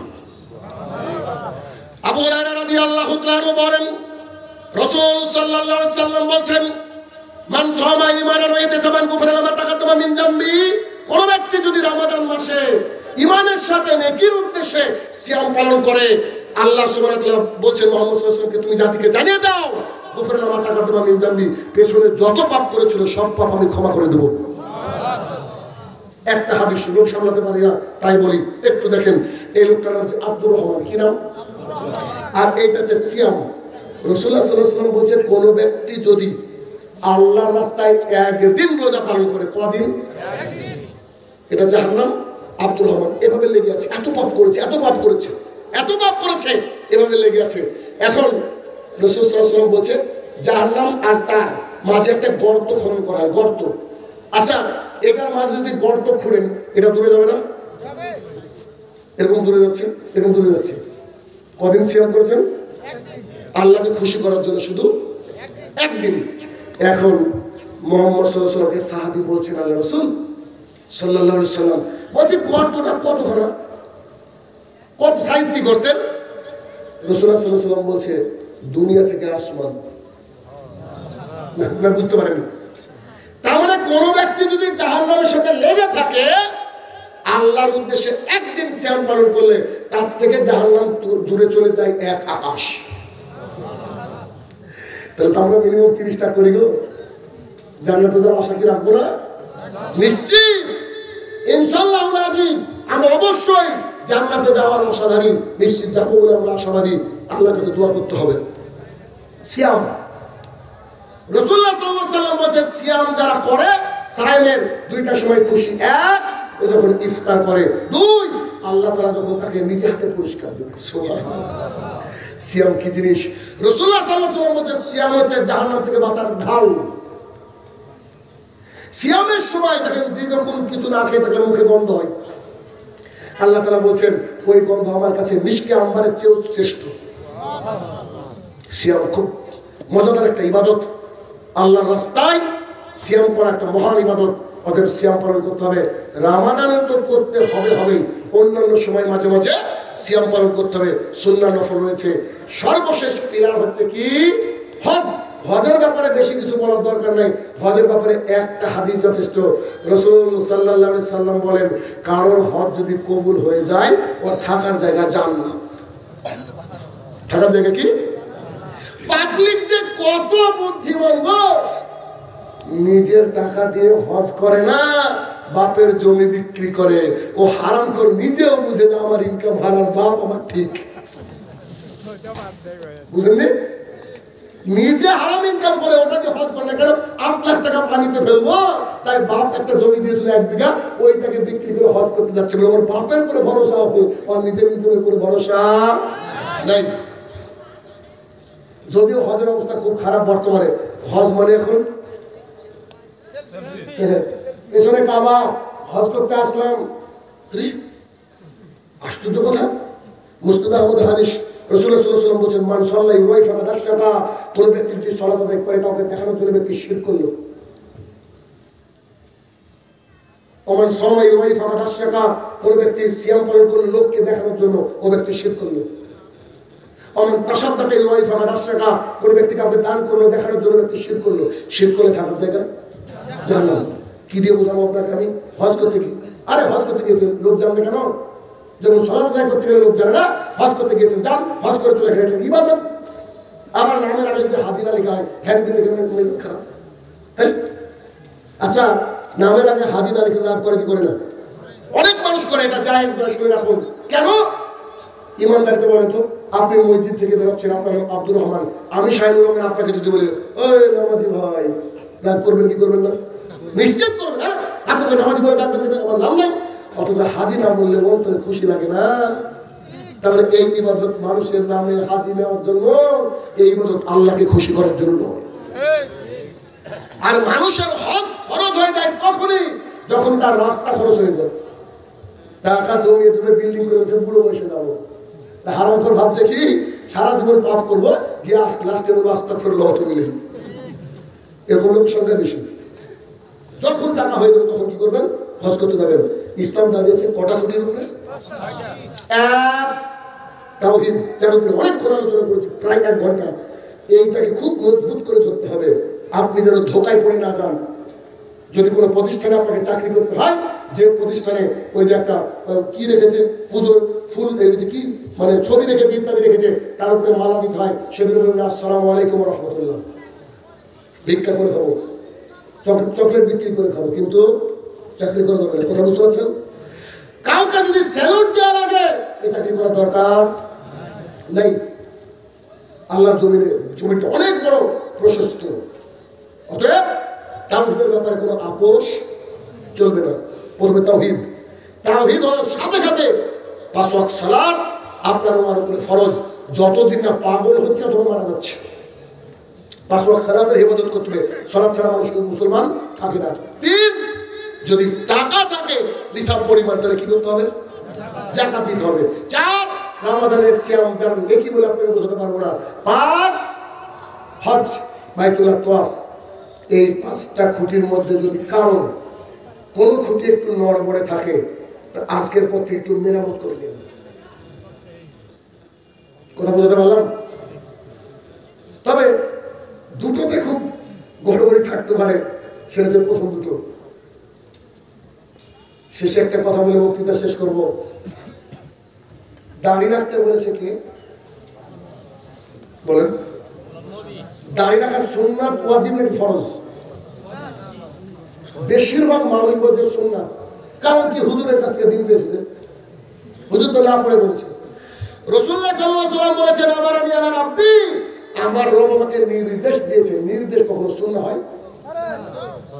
কেউ কেউ বলেছে ওয়াজিব, আর বেশিরভাগ বলছে ফরজ।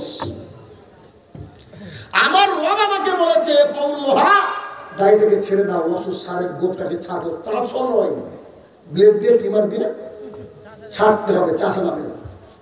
এখন এইটা আপনি করতে আল্লাহ বলেছে। আর ইবাদতের সঙ্গে আলেমরা বলছে, যাকে যে ভালোবেসে তার কথা মেনে নিয়ে ওই কাজ করে, তার নাম হচ্ছে ইবাদত। আমরা ফজরের সালাত আদায় করতে যে কেউ টাকা দেয়? আল্লাহকে ভালোবেসে আল্লাহ যা বলেছে তাই মেনে নিয়েছে, তার নাম কি? ইবাদত। আমি এই মাহফিলে বসে বললাম দাড়ি রাখা ফরজ, আপনি কালকে আপনার স্ত্রীকে বলবেন শাহিনুর রহমান ইন্ডিয়া থেকে এসে বলছে দাড়ি রাখা ফরজ। আপনার স্ত্রী বললো যে ও আলেমদের কাজ নয়। ওরা বললো তো তোমার বাপের কি, তুমি এখনই যাও ক্লিন সেভ করে আসো। স্ত্রীকে ভালোবেসে স্ত্রী যা বললো তাই শুনে দাড়িকে চেঁচে ফেললেন আপনার মাবুদ। কথা বুঝতে পেরেছেন? শুনেন, দাঁড়িয়ে রাখতে পারেননি, মহাপাপ, কাবিরার নাই লিপ্ত, কিন্তু স্ত্রীর কথা শুনে দাঁড়িয়ে যাচ্ছেন। কাপুরুষ তো আছেনই আছেন, কিন্তু আপনি আপনার স্ত্রীকে ভালোবেসে ক্লিন সেভ করছেন, আপনার মাবুদ আল্লাহ তাআলা অন্যজন। এবার বুঝুন কে ভাইয়েরা আমার, আখিরাতে এবং দুনিয়াতে ভালো থাকতে গেলে আল্লাহর কথাই মানতে হবে। কেন? যে কোনো মুহূর্তে আমরা চলে যেতে পারি আল্লাহর কাছে, যে কোনো মুহূর্তে। আর আমাদের সমাজটা কি আছে, দাড়ি হচ্ছে যখন পেকে যাবে তখন রাখ না, দাড়ি রাখলে সম্মান বাড়িয়ে দেবে কে? আল্লাহ সুবহানাহু ওয়া তাআলা। ঠিক তেমন বোরকা পরে সম্মান বাড়িয়ে দেয় কে? আল্লাহ সুবহানাহু ওয়া তাআলা। অতএব হে আমার প্রতিপালক, এতক্ষণ যে আলোচনা করলাম মাবুদ, এই আলোচনা শুধুমাত্র আমাদের হেদায়েতের জন্য।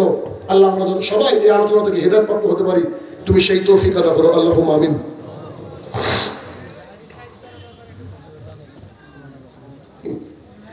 জনপ্রিয় বক্তা মিজানুর রহমান আজহারি একটি মাহফিলের বৈঠক ভঙ্গের দোয়া করেছে, সম্মিলিত মোনাজাত করেছে। এই মোনাজাত কি জায়েজ? আমি বক্তৃতার মাঝেই কোনো এক সময় বলেছিলাম যে সুবহানাকাল্লাহুম্মা বিহামদিকা, এটা পড়ার পরে বক্তা আবার বলছে আল্লাহুম্মা আমিন, এই কথা বলেছে। জি, সম্মিলিত মোনাজাত এটা হচ্ছে কেমন? এটা হচ্ছে পাবলিককে খুশি করা, আল্লাহকে খুশি করা নয়। রাসূলুল্লাহ সাল্লাল্লাহু আলাইহি ওয়াসাল্লাম সারা জীবনে কোনদিন এরকম মজলিসে এবং সালাতের পরে সম্মিলিত মুনাজাত বলছেন হে আমার প্রতিপালক আপনারা আমাকে ক্ষমা করেন হাত তুলে, আর সাহাবীরা বলছে আমিন আমিন। এটা আল্লাহ রাসূল সাল্লাল্লাহু আলাইহি ওয়াসাল্লাম কোনদিন করেননি। এই অভ্যাস থাকলে গোলামি না করে ত্যাগ করেন, এর মধ্যে আছে কল্যাণ। কেন? মোনাজাত কাকে বলে যদি বুখারীর হাদিস দেখেন, মোনাজাত মানে হচ্ছে দুই বা ততোধিক ব্যক্তির মধ্যে গোপন কথা যেটা তৃতীয় ব্যক্তি শুনবে না। এর অর্থ কি? যখন আপনি বলছেন আলহামদুলিল্লাহি রাব্বিল আলামিন একা একা পড়ছেন, তখন কে শুনছে বলেন তো? আল্লাহ। আপনি দ্যাটস কল মোনাজাত। আমি যদি বলি যে আইসক্রিম খেলাম, কি গরম, বড় গরম, ব্যাপারটা তাই না? বাঙালিদের মন ভরে না, জানাজার পরে গিয়ে সম্মিলিত দোয়া করছে, অথচ জানাজার সালাতের মধ্যে ওই এমন দোয়া পড়লো, কোন দোয়া? আল্লাহ ছোটদেরকে ক্ষমা করো, বড়দেরকে ক্ষমা করো, নারীকে ক্ষমা করো, পুরুষকে ক্ষমা করো, যারা জীবিত ক্ষমা করো, মৃত ক্ষমা করো, যারা এসেছে ক্ষমা করো, আসেনি ক্ষমা করো। আর কি বাকি ভাই? আর কেউ বাকি আছে কি? তাই আমি বলে থাকি, পেট পুরে বিরিয়ানি খাওয়ার পরে রেল স্টেশনে গিয়ে স্বাধীনতার আগের তেল দিয়ে ভাজা লুচি খাওয়া যেমন ওই মাহফিল কমিটির কাছে খারাপ দেখায়, ঠিক তেমনি এত বড় দোয়া করার পর আবার বাংলায় দোয়া করা আল্লাহর কাছে তার চেয়ে ডবল খারাপ দেখায়। না, কথা বুঝতে পারেননি? এই মাহফিল কমিটি আমাকে খুব ভালোবাসলো, খুব সুন্দর খাবার দিল। আমি বললাম আর খেতে পারবো না, বললাম একটু রোহনপুরে রেখে আসেন না। তো রোহনপুরে আমাকে রেল স্টেশনে রাখতে গেল, গিয়ে তার স্ত্রী ফোন করে বলছে তুই বাড়িতে আসো তো, দরকার আছে। তো হুজুর আপনি একটু থাকেন, আমার স্ত্রী ডাকছে, বাড়িতে মধ্যে অঘটন ঘটেছে, কিন্তু আমার ট্রেন আসতে 1 ঘন্টা বাকি। আমি এখনই খাবার খেয়ে গেলাম। এবার উনি স্ত্রীর কথা শুনে চলে আসলেন। আস্তে আস্তে হঠাৎ করে তার স্ত্রী বলছে সমস্যা মিটে গেছে, তুমি যাও হুজুরকে তুলে দিয়ে আসো। এখন এসে দেখছে আমি ওই পচা দোকানের তেল দিয়ে ভাজা পরোটা খাচ্ছি। আপনি কি খুশি হবেন? মনে মনে ভাববেন কি ব্যাপার, এত সুন্দর খাবার দিলাম, দেশি মুরগির গোশত দিলাম, গরুর গোশত 700 টাকা 800 টাকা কেজি তাও দিলাম, পোলাও দিলাম, বিরিয়ানি দিলাম, আবার কত মিষ্টান্ন দিলাম। হুজুরের মনে পেট ভরেনি, কষ্ট পাবেন কি পাবেন না? আল্লাহ রাসূল সাল্লাল্লাহু আলাইহি ওয়াসাল্লাম আপনাকে দোয়া শিখিয়ে দিলেন, অত সুন্দর দোয়া বাদ দিয়ে কি করলেন? আপনি নিজে ইঞ্জিনিয়ার হয়ে একটা দোয়া করালেন। এই জন্য বলেছি যে জনপ্রিয়তা আল্লাহর কাছে লাভ করেন, জনপ্রিয়তা মানুষের মাপকাঠি নয়। যারা হক কথা বলে তারা আল্লাহর জমিনে মার খায়, এটা শুনে রাখেন। এই জন্য আব্দুর রাজ্জাক সিলেটের মাটিতে মার খায়, আর আপনার আজহারিকে দেখতে গিয়ে বলছে আমি আগামীকাল এসেছি, তোর নামাজ কোথায় গেল রে বাপ? তুই কি আবু হানিফার ছোট ভাই? 12 লাখ লোক হয়েছে, 12 লাখ। 12 লাখের অজুর জন্য পানি যা লাগবে অর্ধেক বাংলাদেশের নদীর পানি লাগবে। কথা বুঝেননি? ওই লোকটা অজু করলো কখন আর সালাত আদায় করলো কখন, কোথায় গেল বলেন, উত্তর কি দেবে? তিনিও বলেছেন, যদিও তিনি একটা কথা বলেছেন যে আপনাদের এটা বাড়াবো, এটা ঠিক নয়। আমরা আলোচনা করি, পৃথিবীর যে আলোচনা করুক, যদি কোরআন দিয়ে আলোচনা করে আলহামদুলিল্লাহ মেনে নেবে, ব্যাস। আর কোনো কথাই হবে না। একটা হিন্দু যদি এসে এখানে বলে যে কোরআনে আলোচনা করবো, তার কথা মেনে নিব যদি কোরআন এবং সুন্নাহ ভিত্তিক হয়। তিনি দোয়া শেষ করতে যাচ্ছিলেন সভাভঙ্গের দোয়া দিয়ে, কিন্তু তিনি মানুষের চাপে এটা করে ফেলেছেন। কেন? এটা না করলে তার জনপ্রিয়তা, মানে কিছু লোক রাগ করবে, ওই লোকগুলো আর না হাঁটলে হবে না। আমার তো দেখা যাবে 13 লাখ লোক বলছে যে 15,000 দাওয়াত এসেছে, মাত্র 90টা দাওয়াত নিয়েছি। পাগল কি সব বাংলাদেশে? বুঝলেন কথা? 15,000 দাওয়াত একটা মানুষকে, আল্লাহু আকবার। চিন্তা করেন কোন দেশে আছে। এই জন্য বলি, খন্দকার আব্দুল্লাহ জাহাঙ্গীর রহিমাহুল্লাহ একটা কথা বলে গেছেন, বাংলাদেশের মানুষের, এদেশের মানুষের ধর্মীয় জ্ঞান কম, আবেগ বেশি। আবেগ বেশি। অতএব ভাই, আবেগ দিয়ে ইসলাম চলবে না, ইসলাম চলবে এই কোরআন দিয়ে। আর যদি কারো কথা অন্ধভাবে মেনে নিতে হয়, তার নাম হচ্ছে মুহাম্মদুর রাসূলুল্লাহ সাল্লাল্লাহু আলাইহি ওয়াসাল্লাম। শাহিনুর রহমান এই যে 1-1.5 ঘন্টা কথা বললো, তার কথাও গ্রহণ করা যাবে না যদি না কোরআন এবং হাদিসে থাকে। এটাই হচ্ছে দ্বীন ইসলাম। অতএব হে আমার প্রতিপালক, আমরা যেন হক পথে চলতে পারি, হক কথা বলতে পারি, আল্লাহ তুমি সেই তৌফিক আদা করো। আল্লাহুম্মা আমিন। আবার কি রে ভাই, আমার বাংলাদেশে হুজুরেরা জামাতে দোয়া করা হারাম বলছে, তাই আপনাদের দেশ ভারতে দোয়া করা জায়েজ না হারাম, এ সম্পর্কে ভালো করে উত্তর দেন, খুশি হতাম। তার মানে আমাদের ওই যে হিন্দুদের, আমাদের পশ্চিমবঙ্গে ওরা হচ্ছে দুর্গার ভক্ত। এই দুর্গাকে আবার কুয়েতের লোক ছিল না, ওনাদের ভগবান এক জায়গায় এক রকম। তা আমাদের কি বিধান এক রকম ভাই? বাংলাদেশের এক লোক, এটা একটু মজার কথা, বাংলাদেশের এক লোক সৌদির বিমানে উঠেছে, 8 লাখ টাকা খরচ করে সৌদি আরব গিয়েছে, খাটবে আর ছেলে মেয়েকে বাড়ি ঘর করে দেবে। গিয়ে দেখছে, বলছে আসসালামু আলাইকুম, কে ফলে কেনটা, এই কিছু বুঝে না, এরা শিল করলো হারা সব তুল, ও বুঝে না। খেতে দেখতে বেশি এরা তাই রাখেন, চল খা, কিছু বুঝে মেজাজ খারাপ, চারদিকে শুধু আরবি আর আরবি। ওই সময় জোহরের আযান করছে মসজিদ থেকে, বলছে আল্লাহু আকবার, আল্লাহু আকবার। বলছে আবার বাংলা থেকে নেই, বুঝলেন? সবই যখন আরবি, তো আযানটা বাংলায় দিলি কেন? ও ভেবেছে বাংলাদেশ থেকে, এটা বুঝে বাংলা, আযান কি বাংলা? ভাইরা আমার, পৃথিবীর যেখানেই থাকেন না কেন, ইসলাম, কোরআন এবং সুন্নাহ এর বাইরে কিচ্ছু নাই। তা যদি ডক্টর জাকির নায়েক করে, শেখ সুদেশ করে, শাহিনুর রহমান করে, 14 গোষ্ঠী করে, তো বাতিল যা তো বাতিল, ব্যাস, আর কোনো কথা হবে না। অতএব আল্লাহ আমরা যেন হক পথে থাকতে পারি, তুমি সেই তৌফিক আদা করো। আল্লাহুম্মা আমিন। এই মাহফিল কমিটিতে যত মানুষ রয়েছে, শুধু মাহফিল দিলে জান্নাতে যাওয়ার রাস্তা হয় না, তারা যেন 5 ওয়াক্ত সালাত আদায় করতে পারে, আল্লাহ তুমি সেই তৌফিক আদা করো। আল্লাহুম্মা আমিন। মাটির তলায় যারা সাহিত্য জানি না কি হালে রয়েছে মাহবুদ, তারা যদি ক্ষমার যোগ্য হয়, তাকে তুমি ক্ষমা দান করো। আল্লাহুম্মা আমিন। হে আমার প্রতিপালক, এই বাংলাদেশে যেন ইসলামের আইন চলে, ইসলামের শাসন চলে, আল্লাহ তুমি সেই সুব্যবস্থা করে দাও। আল্লাহুম্মা আমিন। আসসালামু আলাইকুম ওয়া রাহমাতুল্লাহি ওয়া বারাকাতুহু।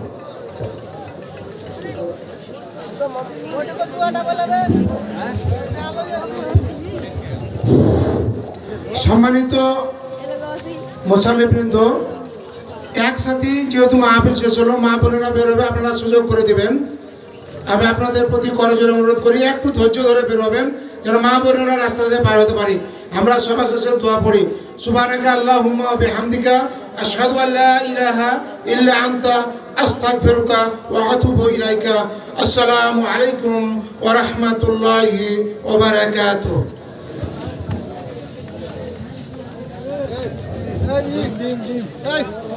ডাকতে ধরে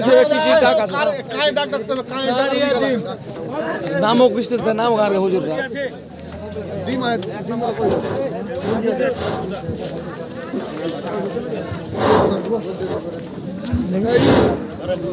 মামা মামা রেজাউল দোকানদার চা। সম্মানিত উপস্থিতি, আগামী 18 জানুয়ারি কাজীগ্রাম কলকলিয়া যুব সম্প্রদায়ের উদ্যোগে এক ইসলামী সম্মেলন।